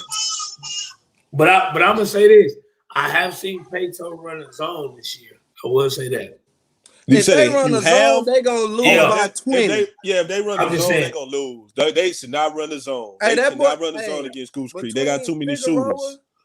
Figueroa, Avant, Mustafa. So I got a question. It's not a playoff question. I'm with Mr. Bondage, man. Charles got to come out and guard a wing play. No, I feel you. I got a question for y'all. It's not a playoff topic. Mm-hmm. Have y'all been seeing the guy V awards, like the nominees and stuff? I seen them today. Oh yeah, yep. Shout out Mrs. Arnold. She gave me a Katie Taylor mob since she brought everybody gets memorabilia. Hey, Jake Rob Arnold. C in the gym loves shirts and towels. Matter of fact, and stuff. this shirt has been sponsored by. Please, if anyone Rob, wants to donate, hold on, G. Rob, I be telling you, it's the games you choose. You gotta know which games to choose to go to, Rob, man. Hold on, man. First of all, I chose better games than you did. Your week got saved. Memorabilia, man. Look, it's about the game. It's about the games you go to. It's about the games. So let me ask you a question. Who are some picks for the guy? Like what? Locks. Well, it's not the finalists. Yeah, that was the 27. They got to cut it to 10. Okay, yeah, so look at this show off. And that thing clean 27. Too, boy. They had their 27 nominees. It's always a mix of seniors and juniors. No junior has ever won the award before. And every time they cut that, Nigel Hawkins wasn't a junior when he won in 17. No, he was a senior. He's a senior. Oh, okay. He won the year after they won state. Okay. So no junior has ever won it. No. Nope. Okay. And they got two Guy V. Lewis award winners are on the same team, 2 college teams in Texas. Yep. Kyrie McDaniel and Nigel Hawkins and Tremont Mark and Quinn Grimes. Okay. So no junior has ever won. No, I don't think a junior gonna win this year. Honestly, I know a junior gonna be on the final 10 though. There will be a junior in the final. Bryce 10. Griggs definitely making the final 10. He will be. He'll be in the final 10. Like if I had to say like some off the top of my head, it's no other juniors. No, and I know what you're getting at, but no, it's not. It is some of the juniors. Jordan Williams was on the list. Jordan Williams on the list, but I don't. Jordan Williams was on the list. Jordan Williams. Jordan has been having a really good year. You know, he focusing strictly on basketball. He's not on the football field anymore. And for him, it's working out. So, you know, salute to Jordan, my guy, to Mr. Jermaine, his mom, to Miss Kimberly. I mean, his dad, Miss Kimberly. I got my own troll. I got my own troll. That boy talk about my nose and my teeth and everything. I must be real popular. That boy said I got nose cancer and everything. Boy, you funny, boy, with that big J up there. Let's see what you look But like. yeah, no, Ramon Walker he'll probably That's a win the lot. award. We got the trolls, No, baby. I'm just saying, like, I hey, can say I'm with you on that one, Carter. I think Ramon Walker will win the guy. Yeah, no, I think I he'll only, win. I do. but I like Jake Arnold too, though. But the only reason why That I just first say I round like playoff. him, No. He's really good. Yeah, I just say the reason why I brought that up, just and yes, it's something that I guess I wanted to bring up because a lot of people 2 years ago was like, this kid needs to stay on the football field. He needs to stay on the football field. And, I was one of them guys, yes, I've trained him. Yes, that's family. But it's because I feel that kid has proved a lot of people wrong with the odds of how he's played this year and just certain things he's done at Second Baptist. This year, just his numbers have been crazy, like crazy consistent and very efficient.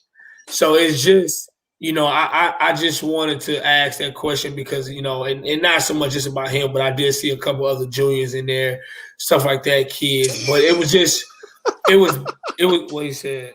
There was other juniors. No, look at Carter coming, look at Carter coming at the bottom. Oh, stop. First of all, you know what's so funny? You know what? He said stop advertising your guys. You want to know what? My job is to do that. First and foremost. Thank you. Like, that's my job. And I advertise everybody first and foremost. Since we advertising, and I want to shout out the middle school Raptors. They got first place today. Shout out my guy. That brother had the sweat on this guy for an hour, man. Hey, shout out my guy. And the reason why stay down for the come up. Hey, and the reason why I say that, I like underdogs. So yes, I am going to advertise because I like underdogs. I was an underdog. So that's just how it is for me, and it's not so much just about him. It's just a good thing to talk about because I feel like there's a lot of kids out here doing a lot of good things, not just only him, but a lot of kids who had some good years are doing really good. Bro, no, for sure. That's why I said we are becoming a popular show. We have trolls in the comments that are specifically giving us views and time to come in with the little middle school jokes that they have. It, man. I do too. I love it. He said, somebody said, look like a hamster with a ball fade. What? Anybody? Melvin Dude said, was it any surprises or snubs for the McDonald's games that y'all saw? We gonna get to that too. Oh, okay. My bad, moderator. I'm sorry. I wanted to answer this, and so because I never did make my pick, I'm glad that they brought it back up. I'm gonna go with Goose Creek over Payton.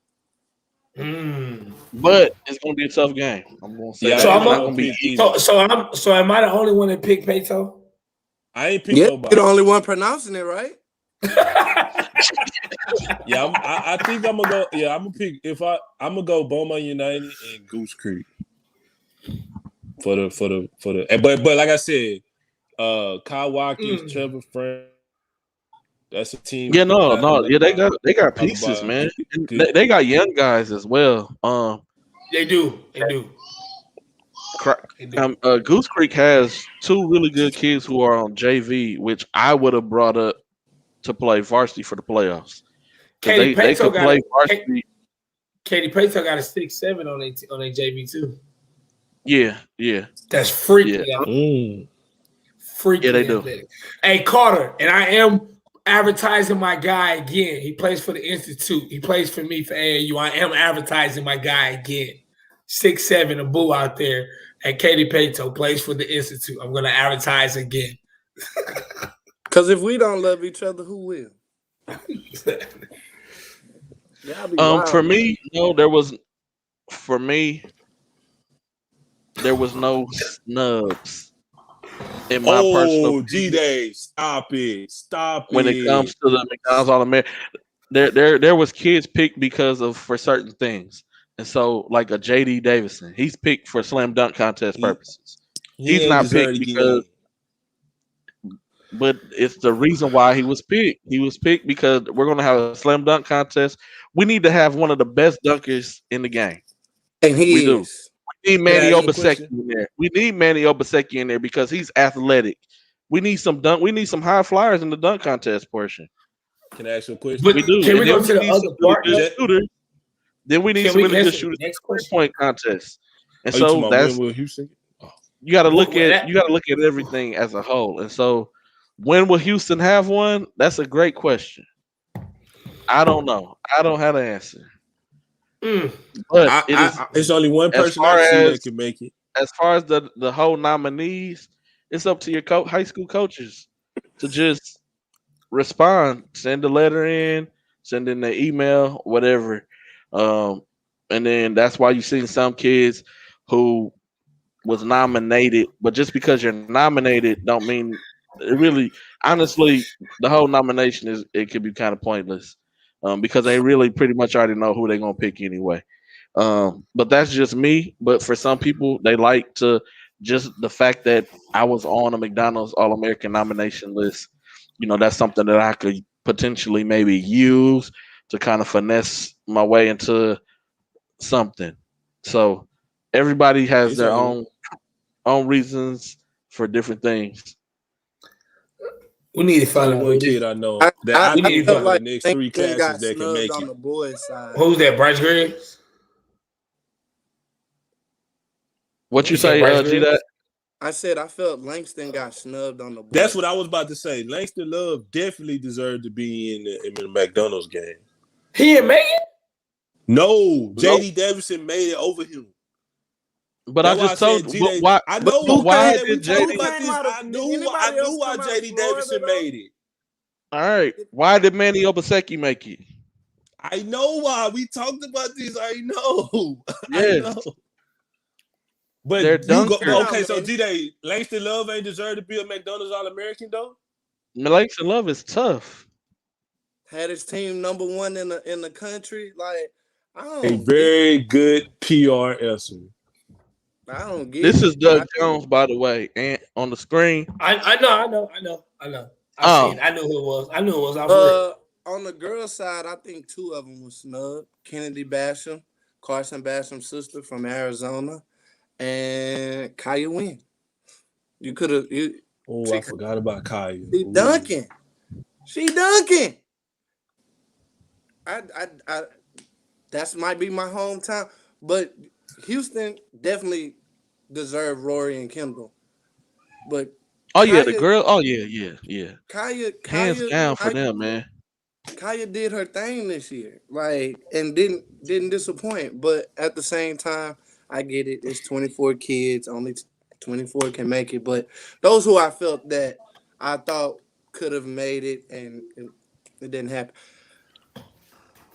When will Houston get one? Besides me thinking that Bryce maybe potentially might get in next year over the next three classes, the only other kid I could think of that probably has a chance right now as we see here today Tyler. is Tyler Smith.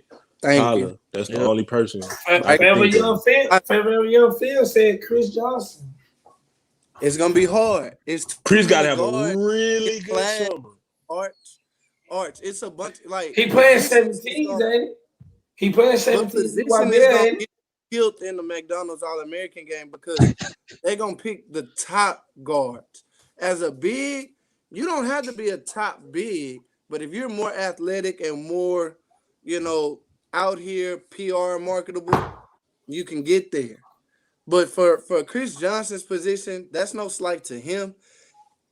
Like I said, he has to step a bunch of steps up. Cause think about who in that twin.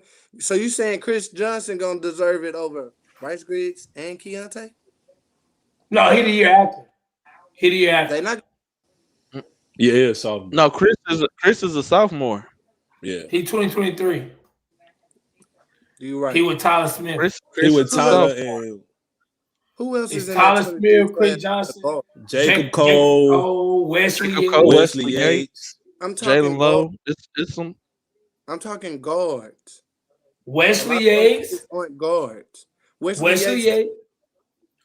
I think he's gonna slide to the 3 when it's all said and done. When he finished growing, Jalen Lowe. it's tough. He's 6 feet though, so it's close. You really got to go hard. Hey, let's revisit this conversation in August, right after Peach Jam, and we'll see who made the biggest strides. There's a Peach Jam?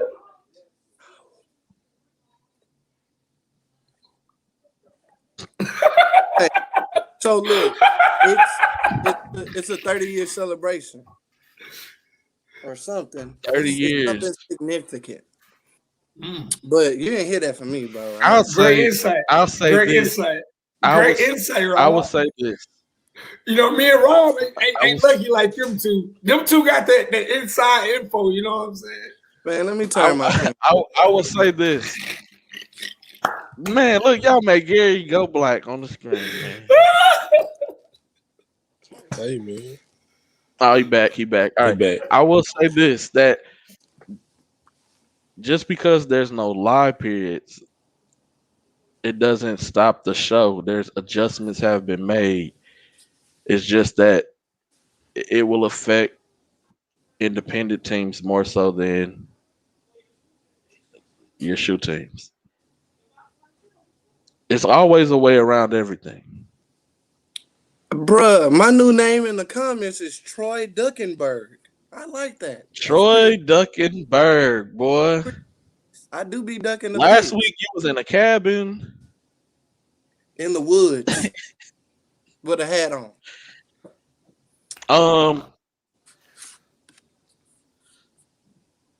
EYBL is definitely happening for the girls. I can't really say what's going on for the boys. I don't know. I let Mr. Day handle that one. But on the girl side, I said what I had to say, man. I said what I had to say. Rob, we gonna chill on this. No. I be knowing. No. I be knowing. I just don't say nothing. Nothing. Cause boy, they be on me in these streets, boy. They be pulling up on me. I'm thinking I'm safe. I'm wearing a fitted and a mask. You're that dude that be spilling all the beans on that show, the shot clock. No, I'm not that guy. That's not me. See, cause look, you gotta think about it, Ant. They can hide in the crowd. I'm 6'4", I'm 6'5". I can't hide. I stick out. So that's why I don't say nothing, man. Yeah, funny. Woods versus Waxahachie. I definitely got Cy Woods. Definitely. I'm rolling with CJ Cy Nolan, Woods. I hope you listening too. I'm rolling with Cy Woods, but it's gonna be a tough CJ game. Nolan dropped 40 points. CJ Nolan, I hope you listening. Because Damian Washington and Viscera and Pierce Matthews want all the smoke, CJ. I'm talking specifically to you. You, your mask, and everything else. CJ Nolan, I know exactly who you is. Going to Oklahoma University, we coming to smack it down, Waxahachie. We coming to chop the Indians down, baby. Woods all the way, baby. Woods by 10. Indians no more, Rob. And Coach Peavy, I ain't forgot about you either. AJ Ferguson finna give y'all the work. You, Coach Woods, Coach Ford, all y'all can wear y'all J's on the sideline. AJ coming to give y'all the work. We riding the school bus all the way to the game. So they gonna be hot with no air conditioning. So they hot. Chill, Rob. Nah, man, I ain't chilling on them Dallas dudes, man. I couldn't wait. Rob, they ain't riding. I love you, Coach. They ain't riding no school bus to the game, Rob. You know I love you, Coach Peavy. You my guy. Hey, Charter bus. I've seen some yellow buses this weekend. I only saw one charter bus. I saw 7 yellow buses in the back of the Merrill Center. I was like, exactly. Bro, they deserve better than this yellow bus right now. Like, I saw one charter bus. One. And that was College Station. Gary. Everybody else. Duncanville got to play DeSoto girls again. Yeah. Yeah, that's tough. They do. It's tough. What that question right there. Terrence Arsenal. All right, so he just got a bus. He has to dominate. That's what they got to do. He just has to dominate. And I'm talking about dominate against other Nike teams, not dominate against your independent teams or whoever they play, showcase games. None of that. Texas made up stuff. I'm talking about on the Hey, circuit. hey, On the hey, circuit.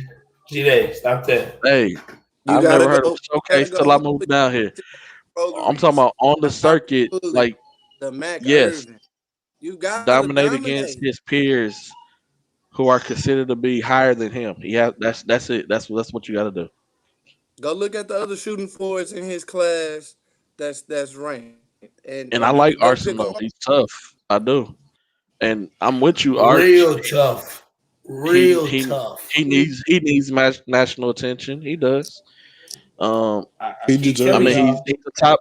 He's already top 100 player. This summer would can help him out a lot.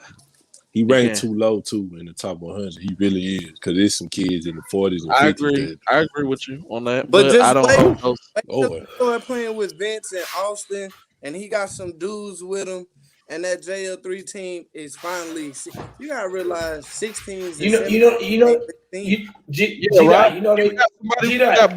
got big Ferg with you, Rob. Talking about Hey, yeah, we going G down Dot, there back in Duncanville.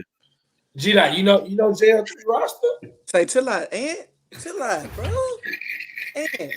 And you are really making it hard to walk the fine line out here. I know, ain't he? Boy, you trying to walk that proverbial line that you could cut with a razor thin, and he making you stumble across that bad boy. I'm just saying, bro. Hey, look, last time I checked, bro, rosters ain't final. Last time I checked, bro, like, Those that's three why spots. Those three Hey, spots. I yeah. mean, they tweeted it out. That ain't even that's that's public public knowledge. I information, got man. you, bro. That's I'm just being public funny. knowledge. But imagine Amari Abram with them. I'm not saying that he's playing with them, but he was in that mix with them too. So just Houston There's is a lot. It's special. a lot of combinations. Let me put it like this: AAU this summer, grassroots basketball is gonna be very, very interesting. Houston and Dallas and so like this in Texas this summer. It's gonna be very interesting. Very interesting because it's a lot of. I think with the class of 2022, I think there's a lot of kids who started off like ahead of the pack, and then there's a couple that caught up, and I think it's really in that guard area because we don't have that many bigs and big forwards. Like we got a lot of really, really, really good guards. So I think it's gonna be very interesting to see because, like, okay, you talked about Amari, but he goes to school with J5. That's a 2022 kid who's played on the circuit.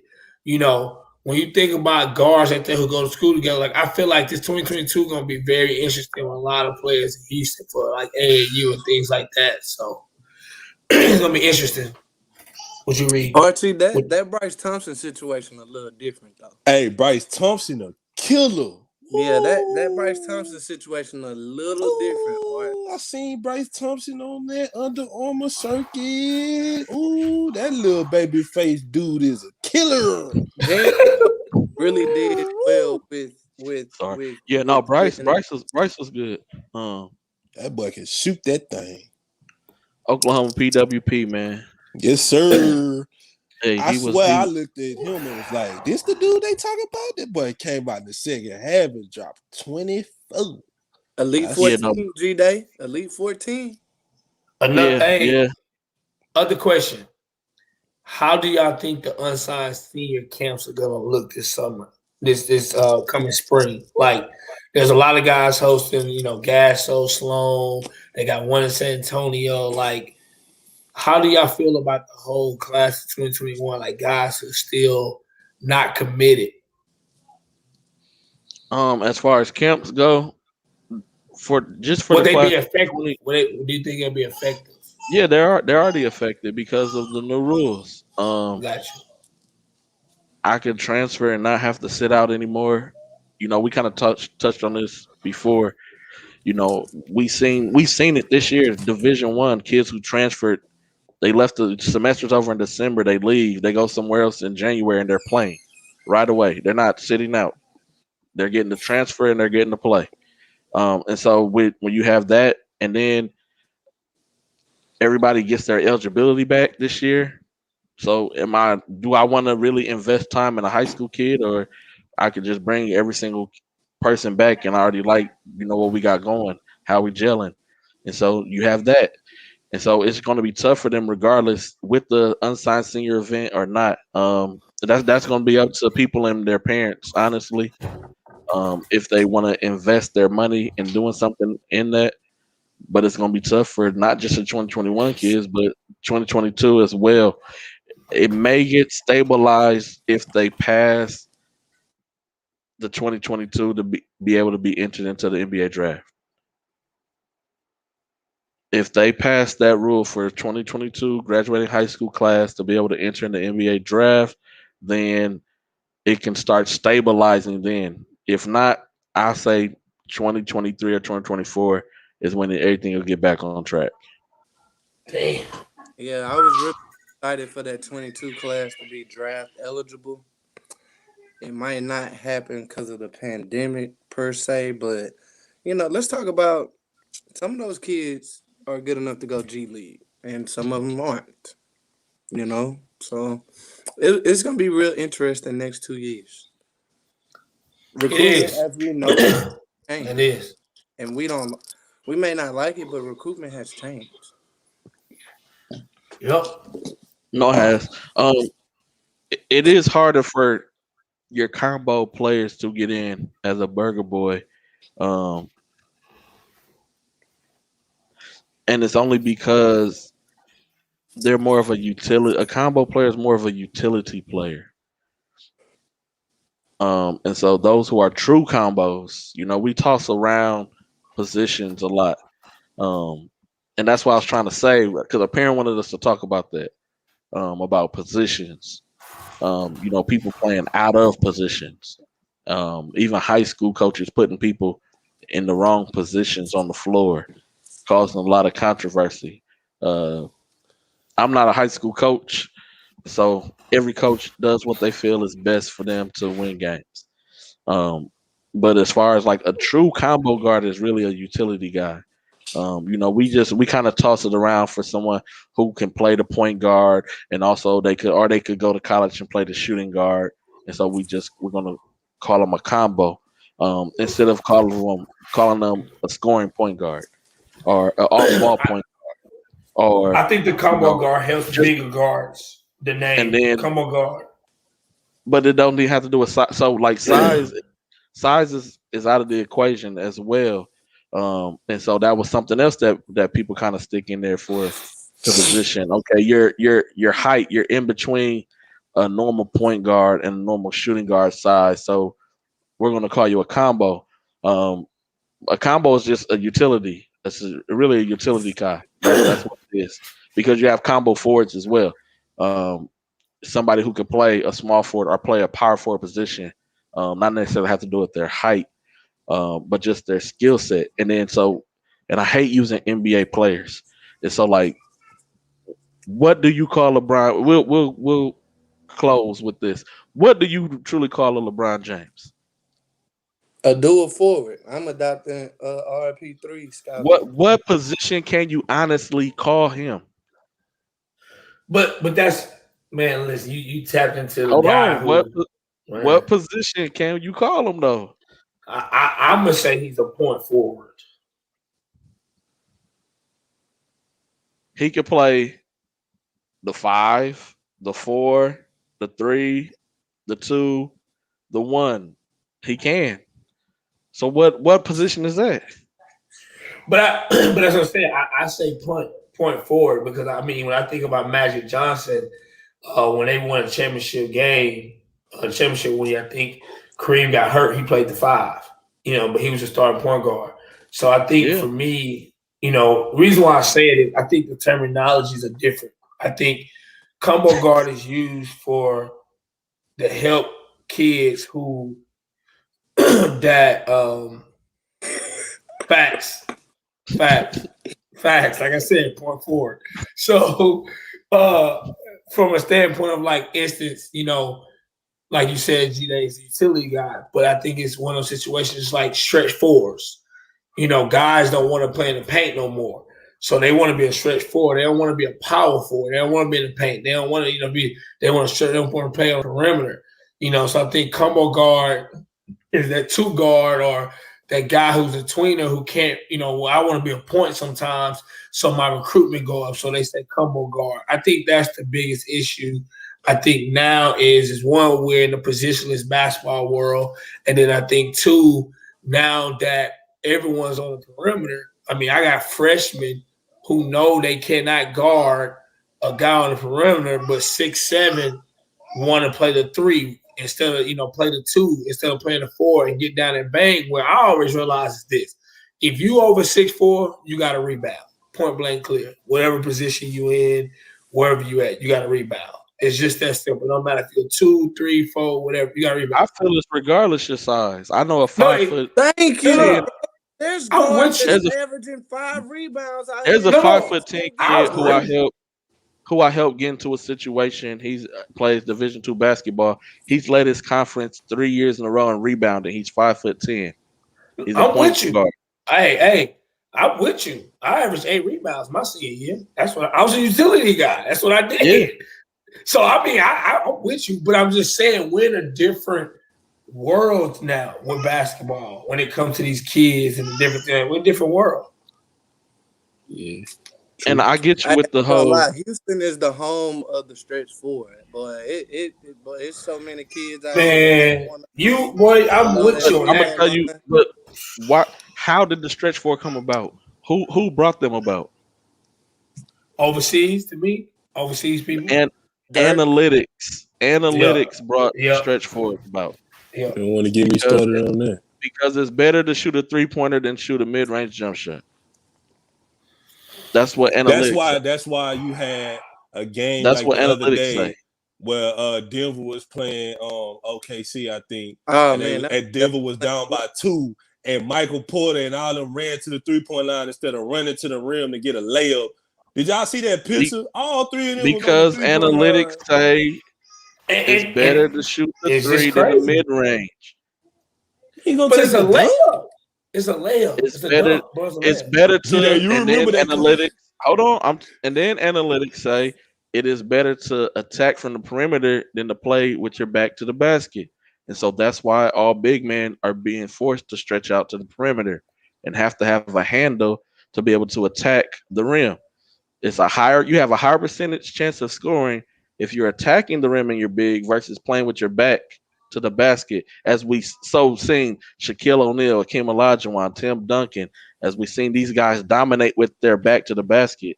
They're saying that's the worst way to play basketball. But if you go back and look, Tim Duncan, plays back to the goal, but you had a lot of other power forwards who had like great face-up games from the 15, 18 foot on the floor. Like, I mean, when you really look at the best players, Kobe, LeBron, Jordan, he's so late. He's so late. And he said that 2 years in 2019 when I was at R09, and so we good. He came. No. That's how bad it was. I'm gonna get on him real quick. He came and scrimmaged me. At R09, and then came and played me the next tournament. I think it was the Clutch City. And we shout out to Clutch City class. Hey, so next, but anyways, the best players, they like. I remember when people said LeBron had to get an 18, 15 foot post game to win because he was so big, so strong. So, like, I don't understand. I get that. I just don't get it sometimes. It just don't. I'm with him because a lot of the great players, 15, 18 foot, Kobe, Jordan, all these guys played in that mid area when it really came down to it. Bro, Jason Kidd, Andre Miller, Chauncey Billups. I grew up on watching guards. Baron Davis. Outside game. Like, they'll come and put you on. Oh, my center house Let's B Davis. Oh man. Come on, man. That was my favorite player. That was my favorite Bro, player. even Monte Ellis will go get down there and work with you 17 feet, 18 feet, and get with you. I just don't get it, bro. And it's cool if you can do that. Like, but Exactly. Who's the best stretch for? Take Tyler's name out of it. Who's the best stretch for in Houston right now? In what? What class? Basketball. It don't matter. Pick one. But see, I don't consider Tyler to be a stretch forward. For his team, that's what he plays. What you consider versus what his high school team has, two different things. So what do you think he is, G-Day? First and foremost, while we're on the note, what do you think he is? Don't let Ant walk you into that. Don't let Ant walk you into that. No, this ain't nothing to walk into. He's a small forward. He has he doesn't have a true skill set with his back to the basket. So you take away the post. You take away the post from him. So there's no power. Now the power is gone. So power is out the way. He's a finesse player. He has guard-like skills. He plays better from the perimeter than he does anywhere. So what is KD? Kevin Durant? Yes. He's a small forward. He's not a power forward. He's a small forward. Okay.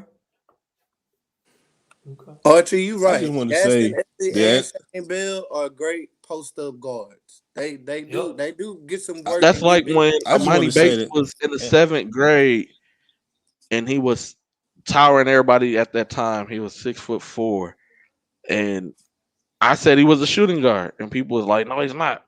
And that's what the NBA's calling him. He ain't even made it to the NBA. He's still in high school. He's 6'9", and they're calling him a shooting guard. Yeah, and he could still get busy at the mid range too. So it really. I just want to say the analytics people don't. Ain't none of them never won no championships either. Why you calling G-Dot dumb, man? I got one. No, I'm talking about in the NBA that changed it. Man, if G-Dot saying that, I don't agree with his that. name is Mr. Analytical.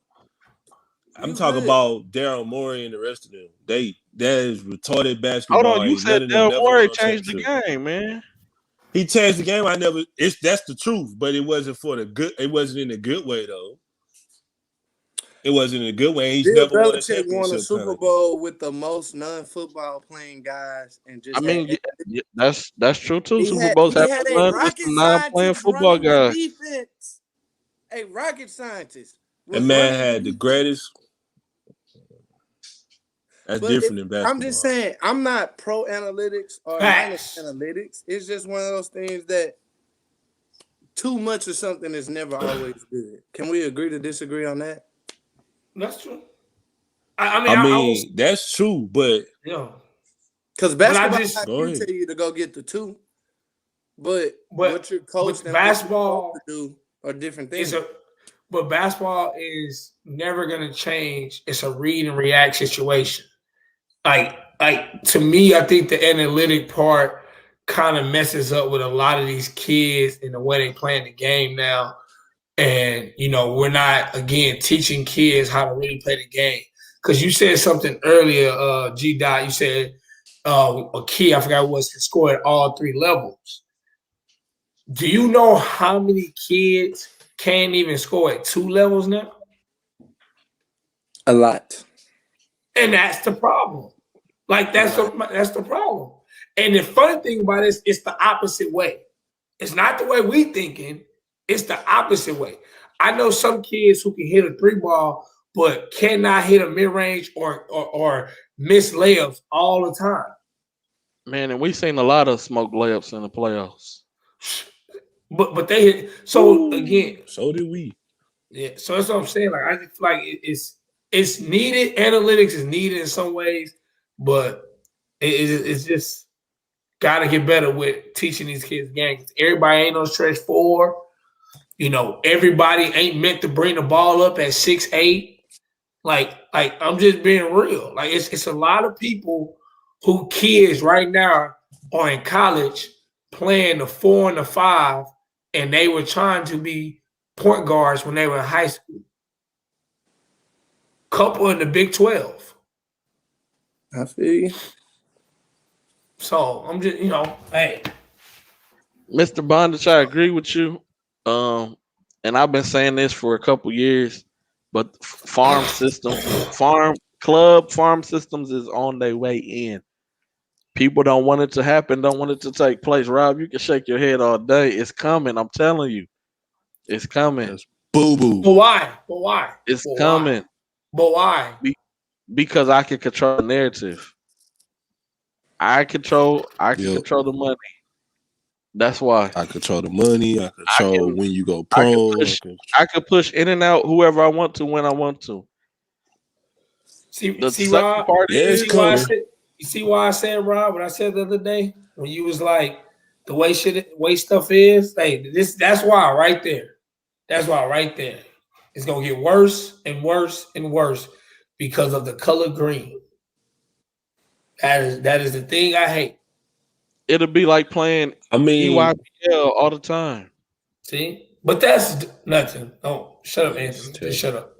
Hey, bro. Oh, this must be your first time. You have to realize that we are in the business. No, I've heard it. I just don't. I hate it. We're in the business. I hate when you say that. It's nothing different. Hate when you say that. Hate when you say that, man. What? I do. I hate when you say that. We're in the business of basketball. That goes back to that. I'm trying to branding and marketing. HTX Sports. Go hoop, man. Go hoop, man.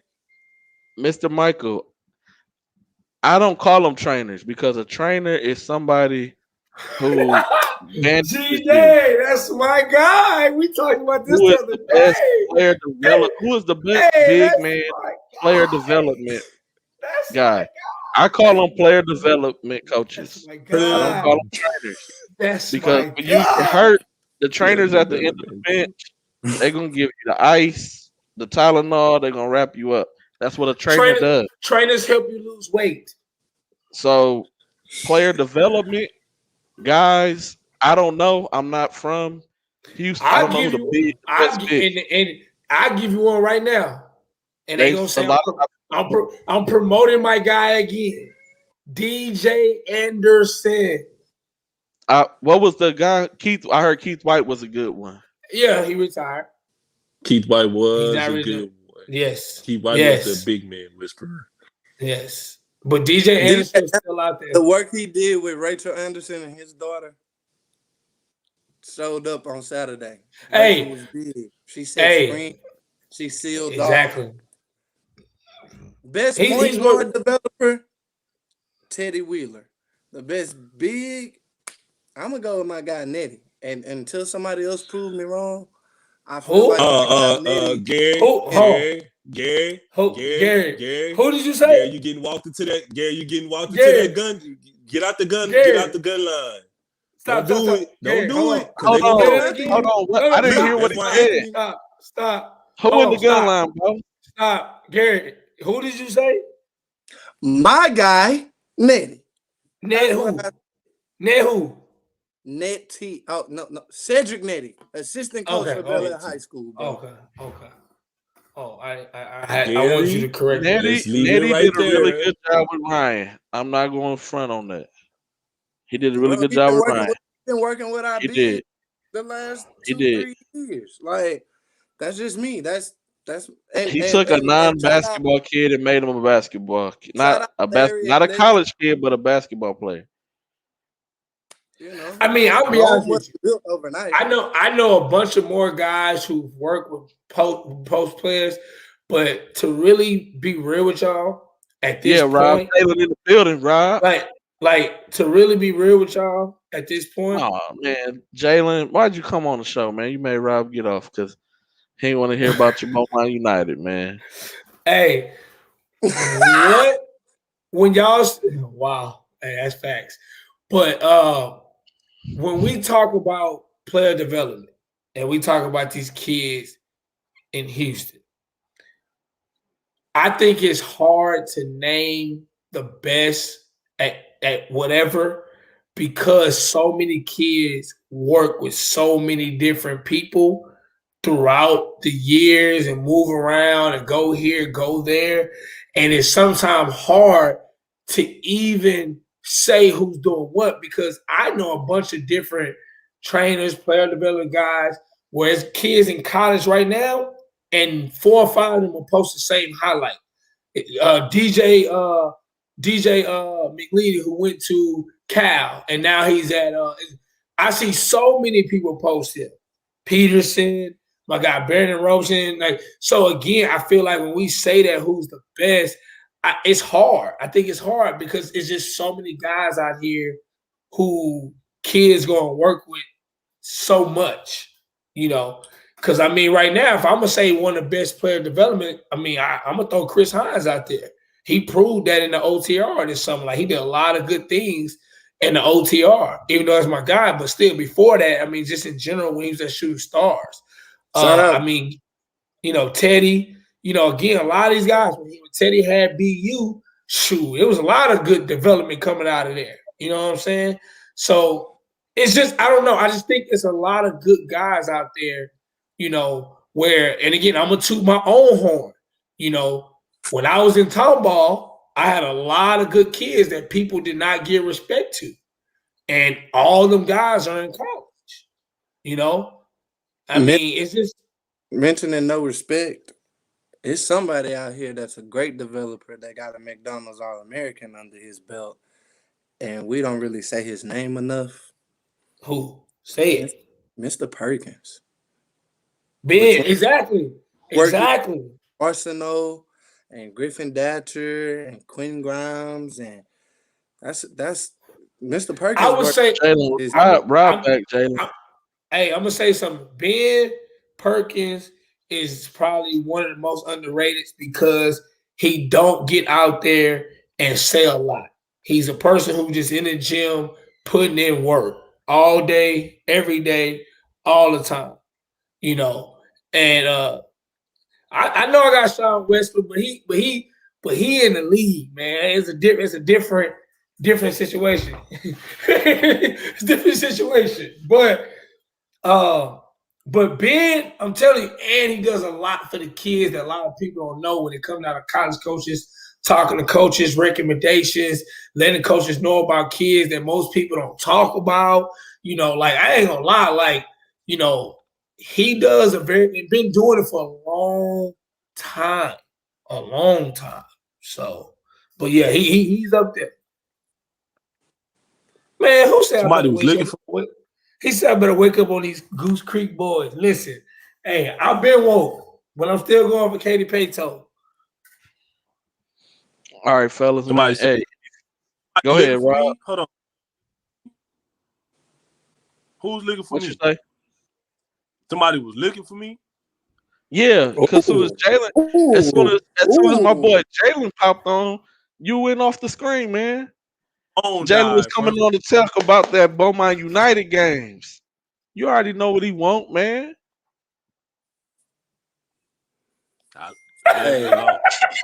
Hey, Jalen was waiting patiently in the mentions out here. A lot of teams in the 409 won. Horton Jefferson girls won. Beaumont United girls won.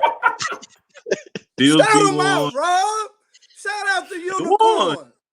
I don't hate. Because I told you, I'm going to make my picks right now, but best believe if Beaumont United and Coach Green and Husband Hargrave go to state, I will be rooting for them because they will be considered Greater Houston and surrounding areas. I will be rooting for you in San Antonio. After the smoke clear, I will definitely be rooting for you in San Antonio because who else I'm rooting for? David Peavy in Duncanville? Coach Woods in Duncanville? Yeah, right. Hey, I'm gonna try to get them on the show one day, Rob. Don't burn I can get them on the show. That ain't no problem. You can get him on the show, man. Kevin would tell you he ain't getting on the show. He can't come back. Mr. Peavy ain't gonna tell me no, man. Hey, real quick. G-Day Hoop Scout wardrobe has been provided by Bakari Fashions. Y'all go check. Oh yeah, Living Excellence, man. You know. Living excellent. G-Day, I'm gonna let you ride, G-Day. Let me ride, man. Let me live. Let me live. Listen, hey, when we get off of here, when we get off of here, I'm gonna let y'all know something. What he just said.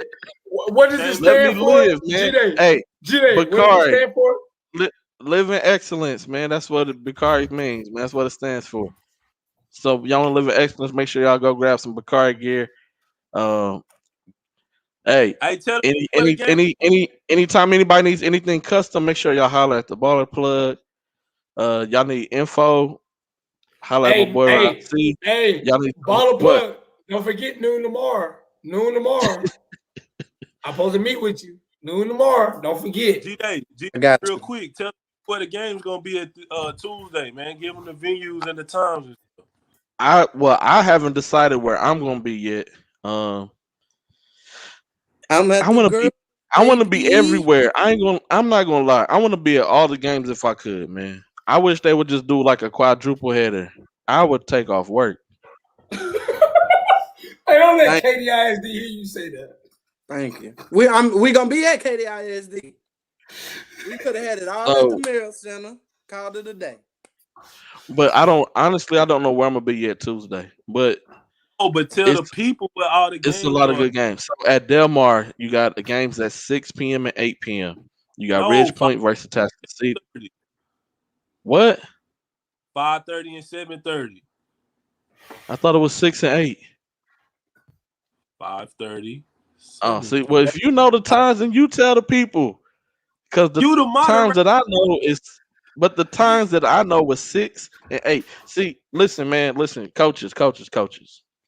High school coaches, y'all gotta stop posting these times and then changing the time, and then you change the time again. Wait until y'all got it finalized. When y'all have it finalized, then post it for the people. Because I was told 6 p.m., 8 p.m. Now the time has changed. Just like there was a game that was supposed to start at 7, it's got moved to 6. So I just want the game to be. Side Creek girls game got moved to 6. Yeah, see, Side Creek girls game, it was supposed to be at 7, it got moved to 6. Can we just have a finalized time, please? The last times I seen though for that double header. But Archie said, yeah, you're right. 5:30 and 7:30. 7:30, yeah, that's the last time I saw. At Del Mar. So Ridge Point versus Tascasita, and then you got Elkins versus Summer Creek. If y'all not too busy, you live in the area, go over to the Del Mar Fieldhouse at Cypress Falls High School. You're going to have Beaumont United versus Pflugerville Hendrickson. Should be a really good, interesting matchup. So head over there, and then you got Goose Creek Memorial playing Katy Paytow at Don Coleman Coliseum, 7 p.m. on a Tuesday. If y'all not too busy, you live in that Spring Branch area, should be a really good game. You can head over there, or if you want to travel up north on 45, you can catch Duncanville and Cy Park at, I don't remember the name of the city, but for all this information, hey, make sure y'all follow me on Twitter, GDay Hoop Scout. I retweet everything, so it's on my timeline somewhere in my feed. Any final word? Yeah, Henderson is good, Jalen. Hendrickson is good. I'm not gonna lie to you. So it should be a good game. Bro, do you see the comments, Rob? Do you see them ignorant comments? Thank you, man. They said you too fine. These comments, dog. These trolls is going. Yeah, man. They said I look like an almond covered in chocolate, man. All I can do is laugh. Fairfield, thank you, Mr. I was about to call you Dr. Gleason. I'll call you Dr. Gleason. Thank you, Dr. Gleason, man. I Park Duncanville's playing at Fairfield, man. Yes, sir. Go ahead, get back to work. Shout out to Joe Gleason, man. He be having parents thinking I'm a superstar. They be like, why is the camera guy talking to you? He doesn't talk to anyone. Digital dash, baby. Digital dash. For sure. Yeah, hey, Dr. Joe Gleason, man. Art say Payto. See what I'm talking about? It's at Campbell Center. They got to make up their mind where the game gonna be. Hey, now I got an email from the coach. Dang, G-Day, you getting? I got you, Arch, but I got an email from the coach. I would put it on the screen, but I ain't gonna do that. Don't do it. Hey, The game was Let's go. originally supposed to be at Don Coleman Coliseum, but it's all Oh, yeah. it's all good. It's all They good, on the man. B baseline, boys. Chill. It's all good, man. Jefferson Hey, we ain't- want to thank everybody for tuning in. Shot clock. Hey, man. Yes. My bad. Mr. Watson. Cywoods is playing in Temple, against Waxahachie. If you want to make that drive up 45, hey, Two. should be a Nah, good game. it ain't It should be a 45. good game. It ain't 45. Temple's 290 to 36, my guy. I went to Temple Junior College. It's not off of 290. 40. You can't No, take it's 45 to get to Temple. no. It's 290. You want people to go all the way around 45 to I-35?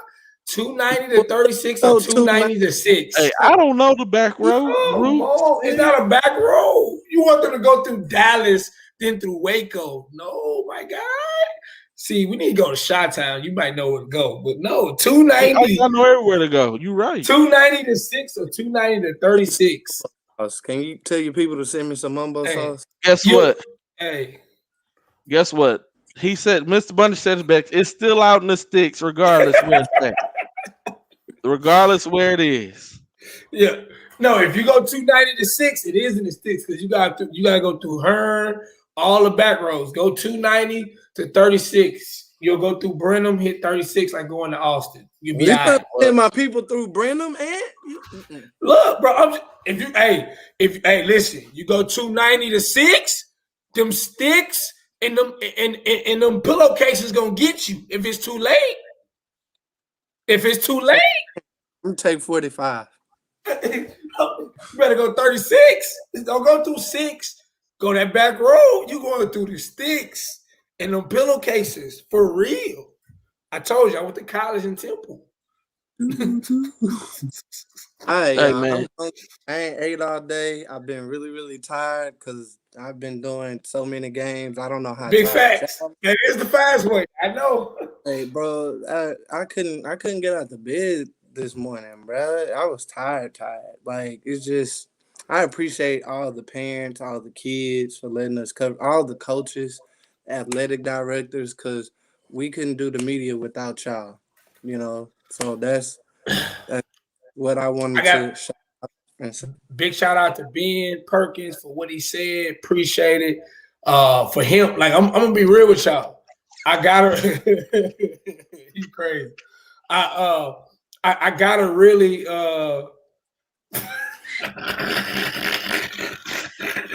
Hey, we gotta have some. We clowning, man. Hey, but I gotta shout out to Ben Perkins for what he said about the media and about the city of Houston. I just want to appreciate him for putting my name on there. You know, a lot of y'all guys been doing this. Go ahead, man. My bad, man. Oh, man, My bad. Look, I give big shout outs to him for even putting me in the same breath of you guys, because a lot of y'all guys been doing this for a long time, man. And I've only been doing it for a year. Appreciate G-Day for the opportunity to even do the media stuff, because Rob used to, I used to get on Rob and them, so he was like, whoa, Anthony crossing over. But I appreciate it. I mean, I'm just trying to do my job as best as I can, just help the kids out. But and big shout out again to all the kids who played all these games this week, back-to-backs, Tuesday, come back Thursday, to get ready to come back. Like, hey, that's not easy. And I know AAU, but I think AAU is a little different when you start talking about high school games, getting ready for the playoffs. The mental that you got to be prepared for, in AAU, you got pool play. This ain't pool play. This win or go home. That simple. So I think that's real big.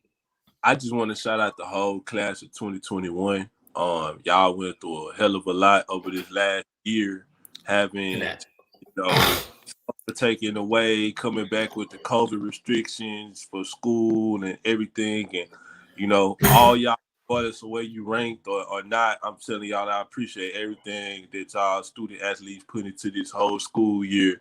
Because, like I said, this was one of the craziest yet best playoffs that I ever been a part of, man.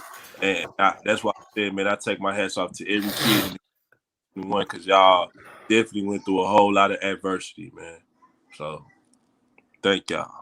Yeah, man, we appreciate everybody for tuning in. To all the kids who've been playing, man, those who got sent home. Um, hey, work on your craft, get better for next year. If you were senior, um, make sure that you're making the right decisions as far as it goes for your next level, whatever it may be. D1, D2, D3, NAIAs, JUCOs, NCCAA, USSCA. So whatever it is, wherever you have an opportunity to play. Don't beat around the bush. Um, make your decisions because it's not promised. Tomorrow's not promised for anybody. And so everybody be safe. Y'all be careful out there. That everybody's still in the playoffs. G Day. Hey man, wish y'all the best. Hold on. Wish y'all the best. We can't root for everybody. It can only be one champion. And so we do all this out of fun, all out of love, man. With our picks and everything, everybody can't win it. It is what it is at the end of the day, man. I'm not an apologetic person. Hey, go ahead, Ant, man. No, I was gonna say G Day over here hit boys with the tumbo. You block AJ Thompson. Oh yeah, man. He was getting whoever that was getting reckless, man. I ain't talking about people smiles is cute, other people look too. Hey man, we don't float that way, man. G Day hit that boy with the tumbo. No. Everybody said shot clock ran out. His shot clock ran out. Buzzer went off on him, man. Hey, y'all be blessed. Y'all be careful. Y'all be safe. Shot clock, we out, man.